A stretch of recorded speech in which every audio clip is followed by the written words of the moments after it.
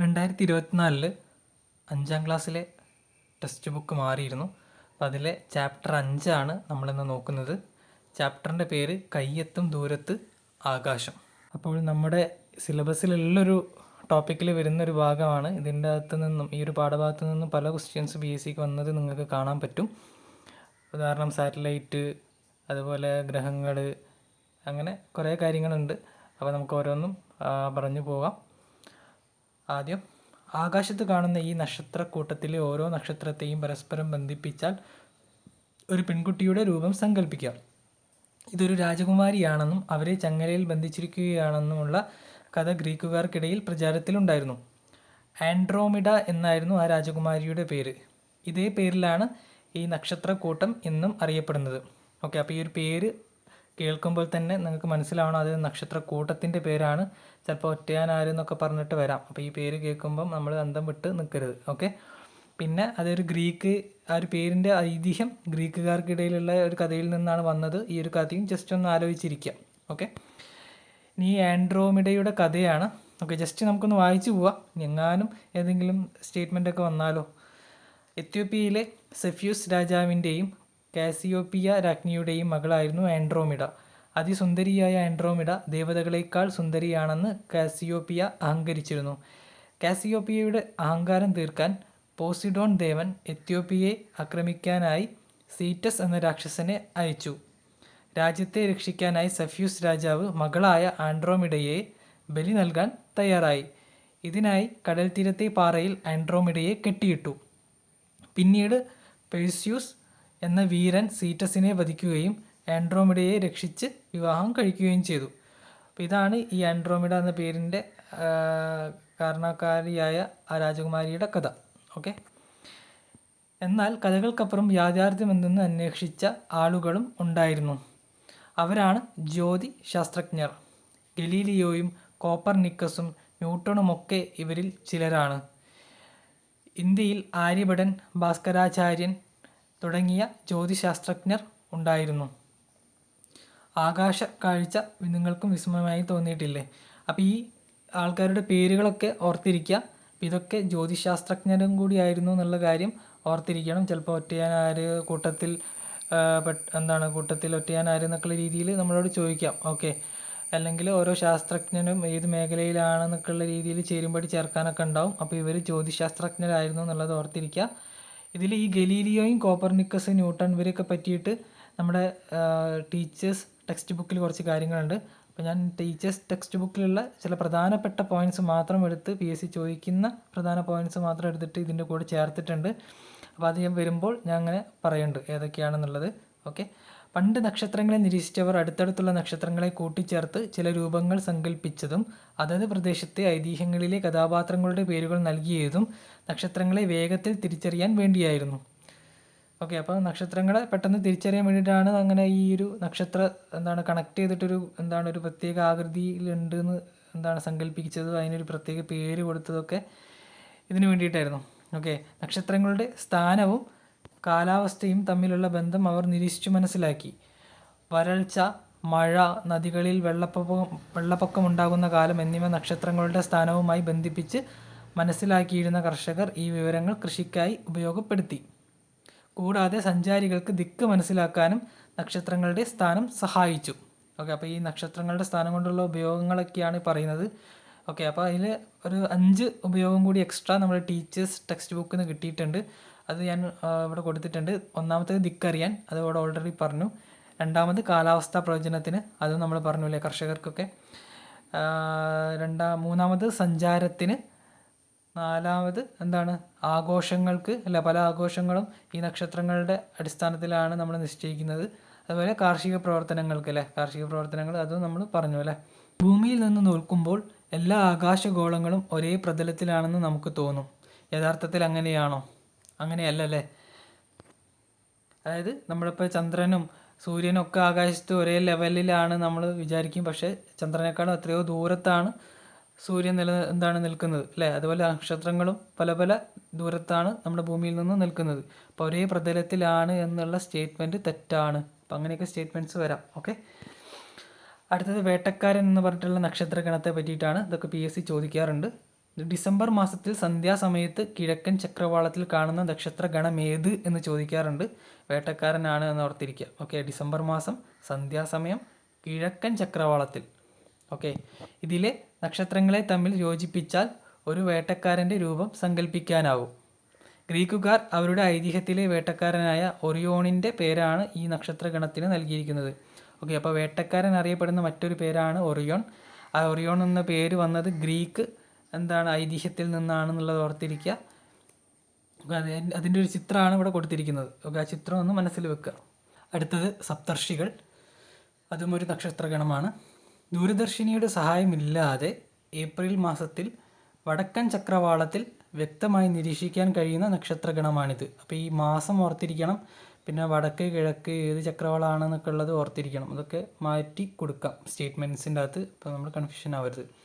7 നക്ഷത്രങ്ങളെ വ്യക്തമായി കാണാവുന്നതിനാലാണ് ഈ കൂട്ടത്തിന് ഇന്ത്യയിൽ സപ്തർഷികൾ എന്ന് പേര് വന്നത്. ഓക്കെ, അപ്പോൾ സപ്തർഷികൾ എന്ന നക്ഷത്രഗണത്തിൽ എത്ര നക്ഷത്രങ്ങളുണ്ട്? 7 എണ്ണം. വലിയ തവിയുടെ രൂപം സങ്കല്പിച്ച് യൂറോപ്യൻ രാജ്യങ്ങളിൽ ബിഗ് ഡിപ്പർ എന്നും ഇതിന് പേര് നൽകിയിട്ടുണ്ട്. ഓക്കെ, അപ്പോൾ സപ്തർഷികളുടെ മറ്റൊരു പേരാണ് ബിഗ് ഡിപ്പർ. യൂറോപ്പിലാണ് ആ പേര് ഉപയോഗിക്കുന്നത്. വലിയ തവി എന്നാണ് അതിൻ്റെ ഒരു അർത്ഥം. ഓക്കെ, അർസ മേജർ എന്ന നക്ഷത്രഗണത്തിൻ്റെ ഭാഗമായാണ് ഇത് കാണപ്പെടുന്നത്. ഓക്കെ, അപ്പോൾ ഏത് നക്ഷത്രഗണത്തിൻ്റെ ഭാഗമായാണ് ഇത് കാണപ്പെടുന്നത്? Ursa major. ഓക്കെ, ഇതുപോലെ കൂടുതൽ നക്ഷത്രങ്ങൾ വിവരങ്ങൾ കണ്ടെത്താൻ പറയുന്നുണ്ട്. ഓക്കെ, അത് വേണ്ട. അടുത്തത് ആകാശ നിരീക്ഷണത്തിന് സഹായിക്കുന്ന സോഫ്റ്റ്വെയറുകളുണ്ട്. വിദ്യാലയത്തിലെ കമ്പ്യൂട്ടറിലുള്ള K-STAR, സ്റ്റെല്ലേറിയം എന്നിവ ഉപയോഗിച്ച് ആകാശ നിരീക്ഷണം നടത്താൻ പറ്റും. ഓക്കെ, അപ്പോൾ ആ 2 പേരുകൾ ഓർത്തിരിക്കുക. K-STAR, Stellarium. ഇതൊക്കെ വിദ്യാലയത്തിൽ നമ്മുടെ സ്കൂളിലൊക്കെയുള്ള കമ്പ്യൂട്ടറുകളിലുള്ളതാണ്. ഇത് ആകാശ നിരീക്ഷണത്തിന് ഉപയോഗിക്കുന്ന സോഫ്റ്റ്വെയറുകളാണ് എന്നുള്ളത് ഓർത്തിരിക്കുക. K-STAR, Stellarium. ബഹിരാകാശ നിലയം. ഭൂമിയിൽ നിന്നാണല്ലോ നാം ബഹിരാകാശത്തുള്ള നക്ഷത്രങ്ങളെ നിരീക്ഷിച്ചത്. ബഹിരാകാശത്ത് നിന്ന് തന്നെ നിരീക്ഷണങ്ങൾ നടത്താനും പരീക്ഷണങ്ങൾ ചെയ്യാനും സൗകര്യമൊരുക്കിയാലോ. അതിനായി ബഹിരാകാശത്ത് ഒരുക്കിയ പരീക്ഷണശാലയാണ് ബഹിരാകാശ നിലയം. ഓക്കെ, ബഹിരാകാശ നിലയം അപ്പോൾ നക്ഷത്രങ്ങളെ നിരീക്ഷിക്കാനൊക്കെ ആയിട്ട് അല്ലെങ്കിൽ പരീക്ഷണങ്ങളൊക്കെ നടത്താൻ വേണ്ടിയിട്ട് ബഹിരാകാശത്ത് ഒരുക്കിയിട്ടുള്ളൊരു സൗകര്യമാണ്. ഇതാണ് ബഹിരാകാശ നിലയത്തിൻ്റെ ഒരു ചിത്രം. ഓക്കെ, ഇനി അടുത്തത് ഈ ബഹിരാകാശത്തിൻ്റെ സവിശേഷതകൾ എന്തൊക്കെയാണെന്നുള്ളതാണ്. ഇത് നമ്മുടെ ടീച്ചേഴ്സ് ടെക്സ്റ്റ് ബുക്കിലുള്ള ഒരു ഭാഗമാണ്. ഓക്കെ, വായുവില്ല, അതുപോലെ ഭാരം അനുഭവപ്പെടുന്നില്ല, കൂടാതെ ജലമില്ല. ഓക്കെ, ഇത് 3 ബഹിരാകാശത്തിൻ്റെ സവിശേഷതകളാണെന്നുള്ളത് ഓർത്തിരിക്കുക. അടുത്തത് നമ്മുടെ ടീച്ചേഴ്സ് ടെക്സ്റ്റ് ബുക്കിലുള്ള പോർഷനാണ്. അന്താരാഷ്ട്ര ബഹിരാകാശ നിലയം. ഓക്കെ, അതിൻ്റെ ഷോർട്ട് ഫോമാണ് ISS. Okay, international space station.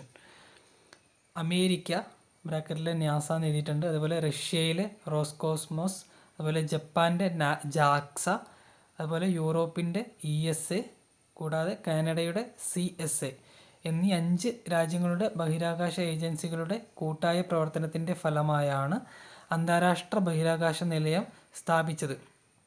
Okay, അപ്പോൾ ഈ 5 രാജ്യങ്ങൾ പേര് ഓർത്തിരിക്കണം. ഇവരുടെ കൂട്ടായ പ്രവർത്തനം മൂലമാണ് ഈ ബഹിരാകാശ നിലയം ഉണ്ടായത്. പിന്നെ ആ 5 രാജ്യങ്ങളുടെ നമ്മുടെ ഇന്ത്യയിൽ ISRO ഇല്ലേ, ബഹിരാകാശ ഏജൻസി എന്ന് പറയുന്ന ISRO ആണ്. അതേപോലെ ഈ 5 രാജ്യങ്ങളുടെ ബഹിരാകാശ ഏജൻസികളുടെ പേരുകളും ഓർത്തിരിക്കണം. അത് ചേരുംപടി ചേർക്കാനൊക്കെ ഉണ്ടാവും. ഓക്കെ, അന്താരാഷ്ട്ര ബഹിരാകാശ നിലയം ഭൂമിയിൽ നിന്ന് ഏകദേശം 420 കിലോമീറ്റർ ഉയരത്തിൽ ഭൂമിയെ ചുറ്റുന്നു. ഇത് 92.68 മിനിറ്റിനുള്ളിൽ ഭൂമിയെ ചുറ്റിയുള്ള ഒരു പരിക്രമണം പൂർത്തിയാക്കുന്നു. അപ്പോൾ എത്ര ഉയരമാണെന്നുള്ളത് ഓർത്തിരിക്കുക, 420 കിലോമീറ്റർ. ഓക്കെ, അപ്പോൾ യൂണിറ്റ് ഓർത്തിരിക്കുക, കിലോമീറ്റർ ആണെന്നുള്ളത്. പിന്നെ ഭൂമിയെ പരിക്രമണം ചെയ്യാൻ എത്ര മിനിറ്റാണ് എടുക്കുന്നത്? 92.68 മിനിറ്റ്. അതിനാൽ ഒരു ദിവസം 16 തവണ ഭൂമിയെ ചുറ്റുന്നു. അപ്പോൾ ബഹിരാകാശ നിലയം ഭൂമിയെ എത്ര തവണ ചുറ്റുന്നു? 16 തവണ. ബഹിരാകാശ നിലയം സേവനങ്ങൾ എന്തൊക്കെയാണ്? ബഹിരാകാശ നിലയത്തിൻ്റെ സേവനങ്ങൾ: ജ്യോതിശാസ്ത്രം, കാലാവസ്ഥാശാസ്ത്രം, ഭൗതികശാസ്ത്രം തുടങ്ങി വിവിധ ശാസ്ത്ര മേഖലകളിൽ ശാസ്ത്രീയ ഗവേഷണം നടത്തുന്നു. ബഹിരാകാശ പേടകങ്ങളും ഉപകരണങ്ങളും പരിശോധിക്കുന്നതിനും അറ്റകുറ്റപ്പണികൾക്കും ഉപയോഗപ്പെടുത്താം. ഓക്കെ, ഭാവിയിൽ ചന്ദ്രനിലേക്കും ചൊവ്വയിലേക്കുമുള്ള ദീർഘകാല ദൗത്യങ്ങളുടെ ഇടത്താവളമായി ഉപയോഗിക്കാം. ഇതൊക്കെ ബഹിരാകാശ നിലയത്തിൻ്റെ ഗുണങ്ങളാണ് അല്ലെങ്കിൽ സേവനങ്ങളാണ്. അടുത്തത് സല്യൂട്ട് 1. 1971 ഏപ്രിൽ 19 സോവിയറ്റ് യൂണിയൻ വിക്ഷേപിച്ച ലോകത്തിലെ ആദ്യത്തെ ബഹിരാകാശ നിലയമാണ് സല്യൂട്ട് 1. ഓക്കെ, അപ്പോൾ ലോകത്തിലെ ആദ്യത്തെ ബഹിരാകാശ നിലയം ആരാണ് വിക്ഷേപിച്ചത്? സോവിയറ്റ് യൂണിയൻ ആണ്. അതിൻ്റെ പേരാണ് സല്യൂട്ട് 1 എന്നുള്ളത്. 1971 ഏപ്രിൽ 19 ഇത് വിക്ഷേപിച്ചത്. വർഷമെങ്കിലും മിനിമം നിങ്ങൾ ഓർത്തിരിക്കുക. ഇത് മനുഷ്യ ബഹിരാകാശ പര്യവേഷണത്തിൽ ഒരു സുപ്രധാന നാഴികക്കല്ലായി അടയാളപ്പെടുത്തുകയും ഭാവി ബഹിരാകാശ നിലയത്തിൻ്റെ വികസനത്തിന് കളമൊരുക്കുകയും ചെയ്തു. അടുത്തത് സ്കൈലാബ് ആണ്. അമേരിക്കയിലെ ആദ്യത്തെ ബഹിരാകാശ നിലയം 1973 നാസ വിക്ഷേപിച്ചു. 1974 വരെ ഭ്രമണപഥത്തിലായിരുന്ന ഇത് സോളാർ ഫിസിക്സ് പഠനങ്ങളും ഭൗമ നിരീക്ഷണങ്ങളും ഉൾപ്പെടെ വിവിധ പരീക്ഷണങ്ങൾ നടത്തി. അപ്പോൾ സല്യൂട്ട് 1 എന്നത് സോവിയറ്റ് യൂണിയൻ്റേതാണ്. സ്കൈലാബ് എന്ന് പറയുന്നത് അമേരിക്കേൻ്റെ ബഹിരാകാശ നിലയമാണ്. അതിൻ്റെ വർഷം 1973 ഓക്കെ. അടുത്തത് മിർ ആണ്. മിർ എന്നാൽ സോവിയറ്റ് ബഹിരാകാശ നിലയം. ഓക്കെ, പിന്നീട് റഷ്യ അല്ലേ, സോവിയറ്റ് യൂണിയൻ്റെ പേര് മാറിയിട്ട് പിന്നെ റഷ്യ എന്നായത് അല്ലേ. അപ്പോൾ ഇവരുടെ ബഹിരാകാശ നിലയമാണ് മിർ. 1986 മുതൽ 2001 വരെ പ്രവർത്തനക്ഷമമായിരുന്നു. ഇത് ആദ്യത്തെ മോഡുലാർ ബഹിരാകാശ നിലയമായിരുന്നു. അപ്പോൾ ആദ്യത്തെ മോഡുലാർ ബഹിരാകാശ നിലയം ചോദിച്ചാൽ മിർ ആണെന്ന് ഓർത്തിരിക്കുക. അത് ഉണ്ടാക്കിയത് ആരാണ്? സോവിയറ്റ് യൂണിയനാണ് എന്നുള്ളത് ഓർത്തിരിക്കുക. കൂടാതെ നിരവധി അന്താരാഷ്ട്ര ബഹിരാകാശ യാത്രികർക്കും ശാസ്ത്രീയ പരീക്ഷണങ്ങൾക്കും ആതിഥേയത്വം വഹിച്ച ISSൻ്റെ മുൻഗാമിയായിരുന്നു ഇത്. ഓക്കെ, അതായത് അന്താരാഷ്ട്ര ബഹിരാകാശ നിലയത്തിൻ്റെ മുൻഗാമിയായിരുന്നു മിർ എന്നുള്ളത് ഓർത്തിരിക്കുക. പല അന്താരാഷ്ട്ര ബഹിരാകാശ യാത്രികർക്കും ശാസ്ത്രീയ പരീക്ഷണങ്ങൾക്കൊക്കെ ഇത് ഉപയോഗിച്ചിട്ടുണ്ട്. ഓക്കെ, സോവിയറ്റ് യൂണിയൻ്റെ ആവശ്യങ്ങൾക്ക് വേണ്ടി മാത്രമല്ല. അപ്പോൾ അതുകൊണ്ടാണ് ഇതിനെ മുൻഗാമി എന്ന് പറയുന്നത്, ISSൻ്റെ മുൻഗാമി എന്ന് പറയുന്നത്. അടുത്തത് ടിയാൻഗോങ് സ്റ്റേഷനുകൾ. ചൈനയുടെ ബഹിരാകാശ നിലയങ്ങൾ, അതിൻ്റെ പേരാണ് ടിയാൻഗോങ് സ്റ്റേഷനുകൾ. ഏറ്റവും പുതിയത് ടിയാൻഗോങ് ബഹിരാകാശ നിലയമാണ്. ഓക്കെ, അപ്പോൾ ഏറ്റവും പുതിയ ബഹിരാകാശ നിലയം ഏതെന്ന് വെച്ചാൽ ടിയാൻഗോങ് സ്റ്റേഷനുകളാണ്. ഈ സ്റ്റേഷൻ്റെ ആദ്യ മൊഡ്യൂളായ ടിയാൻഹെ കോർ മൊഡ്യൂൾ 2021 സമാരംഭിച്ചു. 2020കളുടെ മധ്യത്തോടെ സ്റ്റേഷൻ അധിക മൊഡ്യൂളുകളും ജീവനക്കാരുമായി പൂർണ്ണമായി പ്രവർത്തനക്ഷമമാകുമെന്ന് പ്രതീക്ഷിക്കുന്നു. ഓക്കെ, അപ്പോൾ നമ്മൾ ഈ പഠിച്ച ഇത്രയും കാര്യങ്ങൾ എന്താണ്, നമ്മുടെ ഇവിടെ നിന്നുള്ളതാണ്, ടീച്ചേഴ്സ് ടെക്സ്റ്റ് ബുക്കിലുള്ള കാര്യങ്ങളാണ്. ടിയാൻഗോങ് സ്റ്റേഷനുകൾ, മിർ, സ്കൈലാബ്, സല്യൂട്ട് 1, പിന്നെ ബഹിരാകാശ നിലയത്തിൻ്റെ സേവനങ്ങൾ, പിന്നെ ISS. ഈ പോയിൻറ്റ്സൊക്കെ ഓർത്തിരിക്കുക. ചന്ദ്രൻ. രാത്രികാലങ്ങളിൽ ആകാശത്ത് ഏറ്റവും കൂടുതൽ തെളിഞ്ഞും വലുതായും കാണുന്നത് ചന്ദ്രനെയാണല്ലോ. ഓക്കെ, ആ ഒരു സ്റ്റേറ്റ്മെൻറ്റ് ഓർത്തിരിക്കുക. രാത്രി ആകാശത്ത് ഏറ്റവും കൂടുതൽ തെളിഞ്ഞും വലുതായും കാണുന്ന എന്താണ്, ചന്ദ്രനെയാണ് എന്നുള്ളത്. ആ സ്റ്റേറ്റ്മെൻറ്റ് ശരിയാണ്. ഭൂമിയോട് ഏറ്റവും അടുത്ത് സ്ഥിതി ചെയ്യുന്ന നക്ഷത്രമാണ് സൂര്യൻ. ഓക്കെ, അപ്പം ഇതിന് തൊട്ട് മുന്നേ നമ്മൾ പഠിച്ചു, ഭൂമിയോട് ഏറ്റവും അടുത്ത് സ്ഥിതി ചെയ്യുന്ന ആകാശഗോളം ഏതാണെന്ന് ചോദിച്ചിട്ടുണ്ടെങ്കിൽ ചന്ദ്രനാണ്. നക്ഷത്രം ഏതാണെന്ന് ചോദിച്ചിട്ടുണ്ടെങ്കിൽ അത് സൂര്യനാണ്. സൂര്യനെ പോലെ കോടിക്കണക്കിന് നക്ഷത്രങ്ങൾ പ്രപഞ്ചത്തിലുണ്ട്. പല നക്ഷത്രങ്ങൾക്കും അവയെ ചുറ്റുന്ന ഗ്രഹങ്ങളും ഉപഗ്രഹങ്ങളുമുണ്ട്. നക്ഷത്രങ്ങളെയും മറ്റ് ആകാശഗോളങ്ങളെയും എങ്ങനെ വേർതിരിച്ചറിയാം? സ്വയം പ്രകാശിക്കുന്ന ആകാശഗോളങ്ങളാണ് നക്ഷത്രങ്ങൾ. എന്നാൽ ഗ്രഹങ്ങളും ഉപഗ്രഹങ്ങളും സ്വയം പ്രകാശിക്കുന്നില്ല. നല്ലൊരു സ്റ്റേറ്റ്മെൻറ്റാണ്. എയും ബി ആയിട്ടൊക്കെ കൊടുത്തിട്ട് ശരി ഏതെന്നൊക്കെ ചോദിക്കാം. ഓക്കെ, അപ്പോൾ നക്ഷത്രങ്ങൾ സ്വയം പ്രകാശിക്കും, ഗ്രഹങ്ങളും ഉപഗ്രഹങ്ങളും സ്വയം പ്രകാശിക്കുന്നില്ല. അവയിൽ പതിക്കുന്ന പ്രകാശം പ്രതിഫലിക്കുന്നത് കൊണ്ടാണ് അവ പ്രകാശിക്കുന്നതായി നമുക്ക് തോന്നുന്നത്. ആകാശം നിരീക്ഷിക്കുമ്പോൾ നക്ഷത്രങ്ങൾ മിന്നുന്നതായും ഗ്രഹങ്ങൾ മിന്നാതെ പ്രകാശിക്കുന്നതായും തോന്നുന്നു. അത് നല്ലൊരു സ്റ്റേറ്റ്മെൻറ്റാണ് അല്ലേ. ആകാശം നിരീക്ഷിക്കുന്ന നക്ഷത്രങ്ങൾ മിന്നുന്നുണ്ട്, ഗ്രഹങ്ങൾ മിന്നുന്നില്ല. അടുത്തത് സൗരയൂഥം. സൗരയൂഥത്തിൽ എത്ര ഗ്രഹങ്ങളാണുള്ളത്? 8 ഗ്രഹങ്ങളാണുള്ളത്. അതിൻ്റെ സ്ഥാനത്തിൻ്റെ അടിസ്ഥാനത്തിലുള്ള ഓർഡർ നമ്മൾ പഠിക്കണം. ഓക്കെ, ബുധൻ മുതൽ നെപ്റ്റ്യൂൺ വരെയുള്ള ഓർഡറും പഠിക്കണം, തിരിച്ച് നെപ്റ്റ്യൂൺ മുതൽ ബുധൻ വരെയുള്ള ഓർഡറും പഠിക്കണം. ഓക്കെ, അപ്പം ഇതൊക്കെ കറക്റ്റ് ഓർഡറിൻ്റെ അടിസ്ഥാനത്തിൽ ചോദിക്കാം.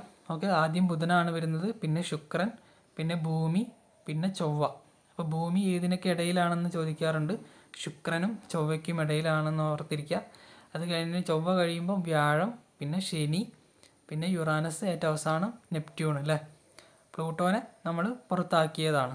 ആദ്യം പ്ലൂട്ടോ അടക്കം 9 എണ്ണം ഉണ്ടായിരുന്നു. പിന്നെ പ്ലൂട്ടോനെ പുറത്താക്കി. ഇപ്പം നിലവിൽ 8 എണ്ണേ ഉള്ളൂ എന്നുള്ളത് ഓർത്തിരിക്കുക. ചന്ദ്രൻ ഭൂമിയെ ചുറ്റുന്നത് പോലെ ഭൂമിയും സൗരയൂഥത്തിലെ മറ്റു ഗോളങ്ങളും സൂര്യനെ ചുറ്റുന്നുണ്ട്. ആകാശഗോളങ്ങളുടെ ഈ സഞ്ചാരപാതയാണ് പരിക്രമണ പഥം അല്ലെങ്കിൽ ഓർബിറ്റ്. ആ 2 പേരും പഠിച്ചിരിക്കണേ, ഓർബിറ്റ് അല്ലെങ്കിൽ പരിക്രമണ പഥം. ആ ഒരു പഥത്തിലൂടെയാണ് ആകാശഗോളങ്ങളെല്ലാം സൂര്യനെ ചുറ്റുന്നത്. സൂര്യനും സൂര്യനെ ചുറ്റുന്ന ഗ്രഹങ്ങളും ഉപഗ്രഹങ്ങളും മറ്റനേകം വസ്തുക്കളും ചേർന്നതാണ് സൗരയൂഥം. ഓക്കെ, അപ്പോൾ സൗരയൂഥം എന്ന് പറയുന്നത് സൂര്യനും ഗ്രഹങ്ങളും മാത്രമല്ല, ഉപഗ്രഹങ്ങളും പെടുന്നുണ്ട്, അതുപോലെ മറ്റനേകം വസ്തുക്കളും ഉണ്ട്. ഓക്കെ, അപ്പോൾ സൗരയൂഥത്തിൽ എത്ര ഗ്രഹങ്ങളാണ് ഉള്ളത് നമ്മൾ പറഞ്ഞു, 8 എണ്ണമാണ്. സൗരയൂഥത്തിലെ ഗ്രഹങ്ങൾ ഏതൊക്കെയാണെന്നുള്ളത് നമ്മൾ ചിത്രത്തിൽ കണ്ടു. ഭൂമിയുടെ പരിക്രമണ പഥത്തിൻ്റെ സ്ഥാനം ഏതെല്ലാം ഗ്രഹങ്ങളുടെ പരിക്രമണ പഥങ്ങൾക്കിടയിലാണ് അതും നമ്മൾ കണ്ടു അല്ലേ. ശുക്രനും ചൊവ്വയ്ക്കും ഇടയിലാണ്. ക്യാമറയും മറ്റ് നിരവധി ഉപകരണങ്ങളും ഘടിപ്പിച്ച ചില യന്ത്ര സംവിധാനങ്ങൾ മനുഷ്യർ നിർമ്മിച്ച് ബഹിരാകാശത്തേക്ക് അയച്ചിട്ടുണ്ട്. അവ സദാ ഭൂമിയെ ചുറ്റിക്കൊണ്ടിരിക്കുന്നു. ഈ മനുഷ്യനിർമ്മിത യന്ത്രങ്ങളാണ് കൃത്രിമോപഗ്രഹങ്ങൾ അല്ലെങ്കിൽ ആർട്ടിഫിഷ്യൽ സാറ്റലൈറ്റ്സ്. ഇത്തരം കൃത്രിമോപഗ്രഹങ്ങളാണ് GPS പോലുള്ള സേവനങ്ങൾ ലഭ്യമാക്കുന്നത്. ഈ GPS-ൻ്റെ ഫുൾ ഫോം നമ്മൾ മുമ്പുള്ള ഒരു പാഠത്തിൽ പഠിച്ചിട്ടുണ്ട്, ഗ്ലോബൽ പൊസിഷനിങ് സിസ്റ്റം. നിങ്ങളുടെ വീടും സ്കൂളും ഒക്കെ നിൽക്കുന്ന പ്രദേശങ്ങളുടെ ഉപഗ്രഹ ചിത്രങ്ങൾ നമുക്ക് മൊബൈലിലൂടെയും കമ്പ്യൂട്ടറിലൂടെയും കാണാനാവും. ഇനി അടുത്തത് ഈ കൃത്രിമോപഗ്രഹങ്ങളുടെ അല്ലെങ്കിൽ സാറ്റലൈറ്റ്സിൻ്റെ ചില ഉപയോഗങ്ങളാണ് പറയുന്നത്. വിദൂര സംവേദനം, ആശയവിനിമയം, ഗതി നിർണയം, ശാസ്ത്ര പര്യവേഷണങ്ങൾ, വിഭവ സ്രോതസ്സുകൾ കണ്ടെത്തലും രേഖപ്പെടുത്തലും, പ്രതിരോധം. ഓക്കെ, അതിൻ്റെ താഴത്ത് ഒന്നും കൂടി ഡീറ്റെയിൽഡ് ആയിട്ട് പറയുന്നുണ്ട്. വാർത്താവിനിമയ സംവിധാനങ്ങൾ ഒരുക്കുന്നതിന് സഹായിക്കുന്നുണ്ട്. കാലാവസ്ഥാ പ്രവചനത്തിന് സാറ്റലൈറ്റ്സ് സഹായിക്കുന്നുണ്ട്. അടുത്തത് കുറച്ചും കൂടി പോയിൻറ്റ്സ് നമ്മുടെ ടീച്ചേഴ്സ് ടെക്സ്റ്റ് ബുക്കിൽ നിന്ന് കിട്ടിയിട്ടുണ്ട്. വാർത്താവിനിമയത്തിന്, സൈനിക ആവശ്യങ്ങൾക്ക്, കാലാവസ്ഥാ നിർണയത്തിന്, ഭൂമിശാസ്ത്ര പഠനത്തിന്, ഭൂമിയുടെ കാന്തികതയെക്കുറിച്ച് പഠിക്കുന്നതിന്, സൂര്യനെക്കുറിച്ച് പഠിക്കുന്നതിന്, ഭൂമിയുടെ ഉപരിതലത്തിൻ്റെ മാപ്പ് തയ്യാറാക്കുന്നതിന്, ഭൂമിയുടെ അന്തരീക്ഷ പഠനത്തിന്, ഭൂഗർഭ വസ്തുക്കളെക്കുറിച്ച് പഠനം നടത്തുന്നതിന്, പ്രകൃതി ദുരന്തങ്ങളെക്കുറിച്ച് മുന്നറിയിപ്പ് നൽകുന്നതിനും ദുരന്ത നിവാരണ പ്രവർത്തനങ്ങൾ ഏകോപിപ്പിക്കുന്നതിനും ഒക്കെ എന്തുപയോഗിക്കുന്നുണ്ട്? സാറ്റലൈറ്റ്സ് ഉപയോഗപ്പെടുത്തുന്നുണ്ട്. ഇന്ത്യയുടെ കൃത്രിമോപഗ്രഹങ്ങൾ. വിവിധ ആവശ്യങ്ങൾക്കായി നമ്മുടെ രാജ്യം വിക്ഷേപിച്ച പ്രധാനപ്പെട്ട കൃത്രിമോപഗ്രഹങ്ങളും അവയുടെ ഉപയോഗങ്ങളുമാണ് ഇവിടെ കൊടുത്തിട്ടുള്ളത്. അപ്പോൾ ഇതെന്തായാലും പഠിക്കണം. ചേരുംപടി ചേർക്കുക അല്ലെങ്കിൽ ശരിയായ ജോഡി ഇതൊക്കെ വരാം. അപ്പം ഇൻസാറ്റ് എന്തിനാണ്? വാർത്താ വിനിമയത്തിനാണ് ഉപയോഗിക്കുന്നത്. എജ്യൂസാറ്റ് ആ പേര് തന്നെ ഉണ്ടല്ലോ, എഡ്യൂക്കേഷൻ, അതായത് വിദ്യാഭ്യാസത്തിനാണ് ഉപയോഗിക്കുന്നത്. IRNSS എന്തിനാണ്? ഗതി നിർണയത്തിനാണ് ഉപയോഗിക്കുന്നത്. കാർട്ടോസാറ്റ് ഭൗമ നിരീക്ഷണത്തിന്, ആസ്ട്രോസാറ്റ് ജ്യോതിശാസ്ത്ര പഠനത്തിന് വേണ്ടി ഉപയോഗിക്കുന്നു. GSAT 7ഉം അതുപോലെ എമിസാറ്റും എന്തിനാണ് ഉപയോഗിക്കുന്നത്? പ്രതിരോധ മേഖലയിലാണ് ഉപയോഗിക്കുന്നത്. ഓക്കെ, GSAT 7ഉം എമിസാറ്റും പ്രതിരോധ മേഖലയിൽ. ഇനി നാം വികസിപ്പിച്ച ഒരു സ്വതന്ത്ര പ്രാദേശിക ഗതിനിർണയ ഉപഗ്രഹ സംവിധാനമാണ് Indian regional navigation satellite system IRNSS. GPS-ന് സമാനമായ ഇന്ത്യൻ സംവിധാനമാണിത്.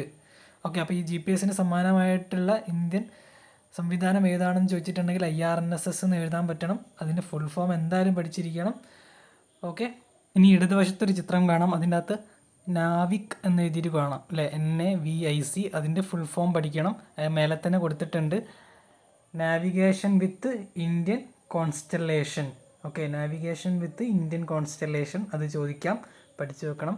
ഈ നാവിക് എന്ന് പറയുന്നത് IRNSS എന്ന ഈ സിസ്റ്റം ഉപയോഗിച്ച് പ്രൊവൈഡ് ചെയ്യുന്ന അല്ലെങ്കിൽ അത് കൊടുക്കുന്ന IRNSS കൊടുക്കുന്ന ഗതിനിർണയ സേവനത്തിനെയാണ് നാവിക് എന്ന പേരിൽ കൊടുക്കുന്നത്.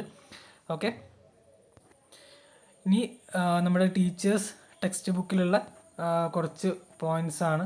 ഓക്കെ, പ്രധാനപ്പെട്ട 3 പോയിൻറ്റ്സ് ഇവിടെ കൊടുക്കുന്നുണ്ട്. GPS, പിന്നെ IRNSS, പിന്നെ ഭുവൻ. ഈ 3 കാര്യങ്ങളാണ് ഇവിടെ കൊടുത്തിട്ടുള്ളത്. നമുക്ക് നോക്കാം. GPS അല്ലെങ്കിൽ ഗ്ലോബൽ പൊസിഷനിങ് സിസ്റ്റം ഒരു സ്ഥലത്തിൻ്റെയോ വസ്തുവിൻ്റെയോ സ്ഥാനം വിദൂരമായി തിരിച്ചറിയാൻ ഉപയോഗിക്കുന്ന ഒരു ഉപഗ്രഹം നാവിഗേഷൻ സംവിധാനമാണ് GPS. 1960-കളിൽ US സൈന്യം ആദ്യമായി GPS ഉപയോഗിക്കുകയും അടുത്ത ഏതാനും ദശകങ്ങളിൽ സിവിലിയൻ ആപ്ലിക്കേഷനുകളിലേക്ക് വ്യാപിക്കുകയും ചെയ്തു. അപ്പോൾ ആദ്യം എവിടെയാണ് ഉപയോഗിച്ചത്? ഈ GPS US-ലാണ് അല്ലെങ്കിൽ അമേരിക്കയിലാണ് ഉപയോഗിച്ചത്. 1960-കളിലാണ്. അത് അവരുടെ സൈനിക ആവശ്യങ്ങൾക്കാണ് GPS ആദ്യം ഉപയോഗിച്ചത്. പിന്നെ അത് സിവിലിയൻ, അതായത് എല്ലാ പൗരന്മാർക്കും ഉപയോഗിക്കുന്ന ആപ്ലിക്കേഷനിലേക്ക് വ്യാപിപ്പിക്കുകയും ചെയ്തു. GPS നെറ്റ്വർക്കിൽ 24 ഉപഗ്രഹങ്ങൾ ഉൾപ്പെടുന്നു. എത്ര എണ്ണമെന്ന് ഓർത്തിരിക്കണേ. എത്രയാണ് എണ്ണം? 24. ഭൂമിയുടെ ഉപരിതലങ്ങളിൽ നിന്ന് ഏകദേശം 19,300 കിലോമീറ്റർ ഉയരത്തിൽ വിന്യസിച്ചിരിക്കുന്നു. ഓക്കെ, ഈ 24 ഉപഗ്രഹങ്ങൾ എത്ര ഉയരത്തിലാണ്? 19,300 കിലോമീറ്റർ ഉയരത്തിലാണുള്ളത്. ഓരോ 12 മണിക്കൂറിലും അവ ഭൂമിയെ ചുറ്റുന്നു. എത്ര മണിക്കൂറിലാണ് ഭൂമിയെ ചുറ്റെടുക്കുന്നത്? ആകെ 12 മണിക്കൂർ അല്ലേ? ഓരോ 12 മണിക്കൂറിലും അവ ഭൂമിയെ ചുറ്റുന്നു. ആർട്ടിക് ഐസ് ഷിഫ്റ്റ് ഭൂമിയുടെ ടെക്ടോണിക് പ്ലേറ്റുകൾ, അഗ്നിപർവ്വതങ്ങൾ എന്നിവയിലെ മാറ്റം അളക്കാൻ ഗവേഷകർ ഉപയോഗിക്കുന്നു.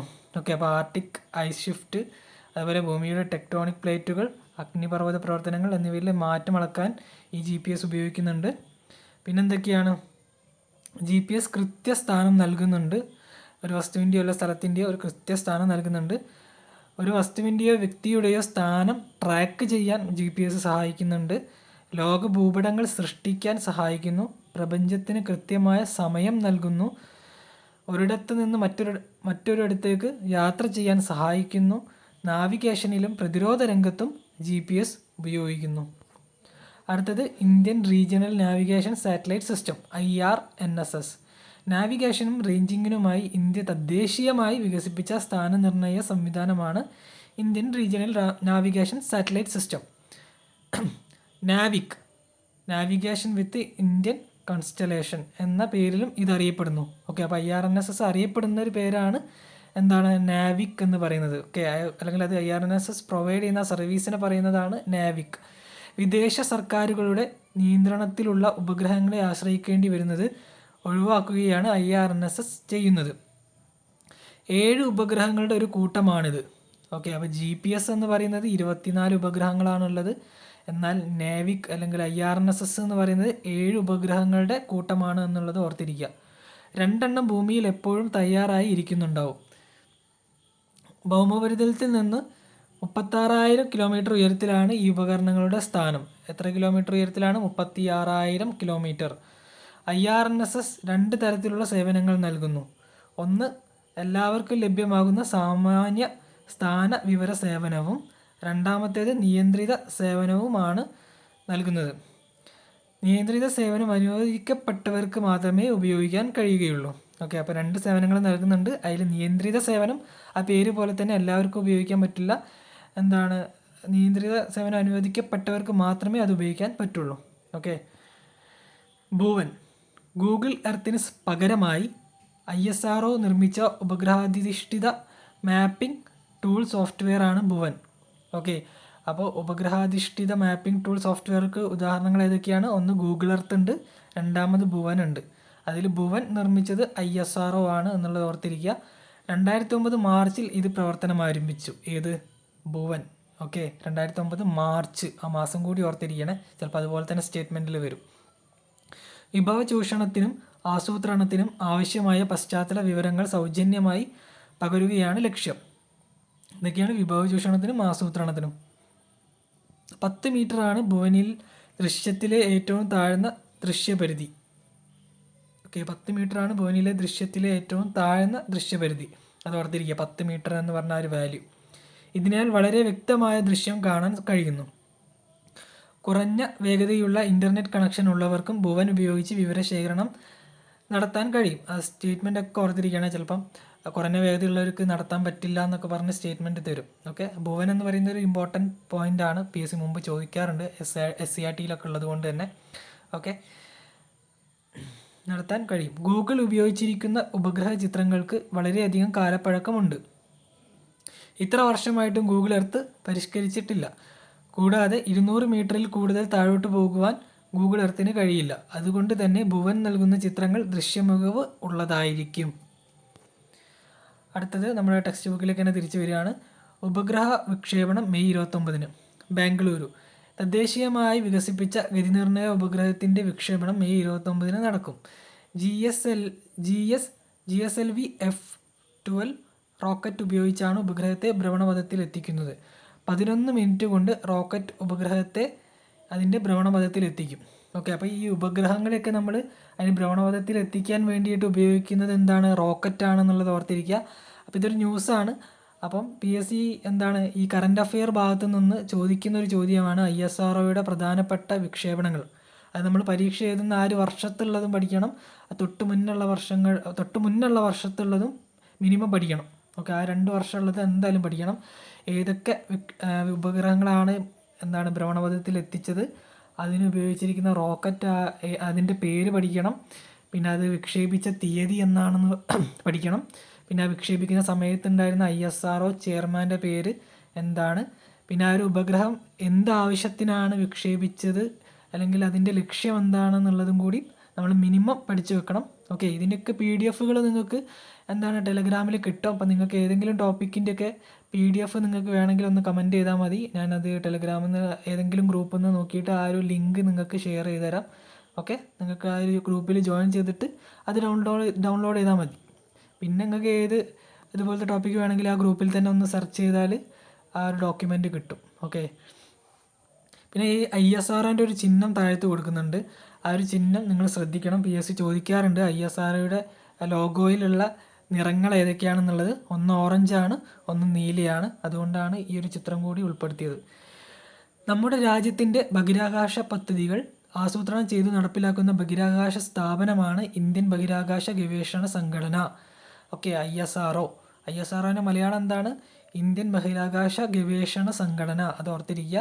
പിന്നെ ISROൻ്റെ ഫുൾ ഫോമും ഓർത്തിരിക്കണം, Indian space research organisation.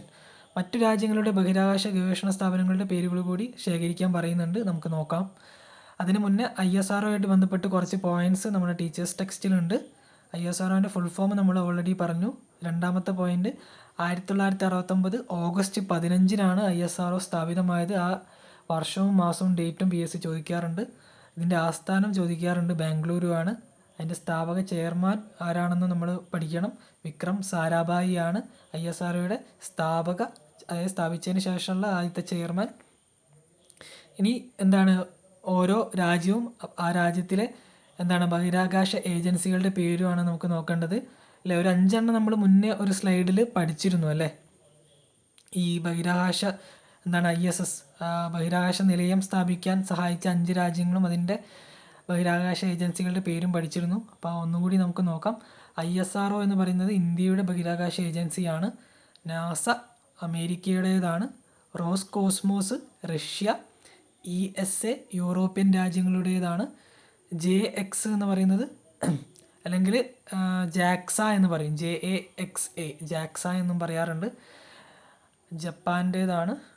CNSA എന്ന് പറയുന്നത് ചൈനയുടേതാണ്. എന്താണ് CNSA, ചൈന. ഇതും നമ്മുടെ ഈ ടീച്ചേഴ്സ് ടെക്സ്റ്റ് ബുക്കിലുള്ള ഒരു പോയിൻ്റ് ആണെന്നുള്ളത് ഓർമ്മിപ്പിക്കുകയാണ്. അടുത്തത് നമ്മുടെ റോക്കറ്റ് വിക്ഷേപണ കേന്ദ്രങ്ങൾ. അതായത് നമ്മൾ ഉപഗ്രഹങ്ങളെ മേലേക്ക് എത്തിക്കാൻ വേണ്ടിയിട്ട് ഉപയോഗിക്കുന്നതാണല്ലോ ഈ റോക്കറ്റ്. അപ്പോൾ അതിൻ്റെ വിക്ഷേപണ കേന്ദ്രങ്ങളെ പറ്റിയിട്ടാണ് പറയുന്നത്. റോക്കറ്റ് വിക്ഷേപണം നടത്തുന്നത് ചില പ്രത്യേക കേന്ദ്രങ്ങളിൽ നിന്നാണ്. നമ്മുടെ രാജ്യത്തെ ഇത്തരം കേന്ദ്രങ്ങളെക്കുറിച്ചുള്ള ചില വിവരങ്ങൾ നൽകിയിരിക്കുന്നു. അപ്പം നമ്മുടെ ടീച്ചേഴ്സ് ടെക്സ്റ്റിലുള്ള 2 പോയിൻറ്റ്സാണ് ഇവിടെ കൊടുക്കുന്നത്. 2 പ്രധാനപ്പെട്ട റോക്കറ്റ് വിക്ഷേപണ കേന്ദ്രങ്ങളെ പറ്റിയിട്ട് ഉള്ള പോയിൻറ്റ്സാണ്. തുമ്പ റോക്കറ്റ് വിക്ഷേപണ കേന്ദ്രം, അല്ലെങ്കിൽ അതിൻ്റെ ഇപ്പോഴത്തെ പേരാണ് VSSC.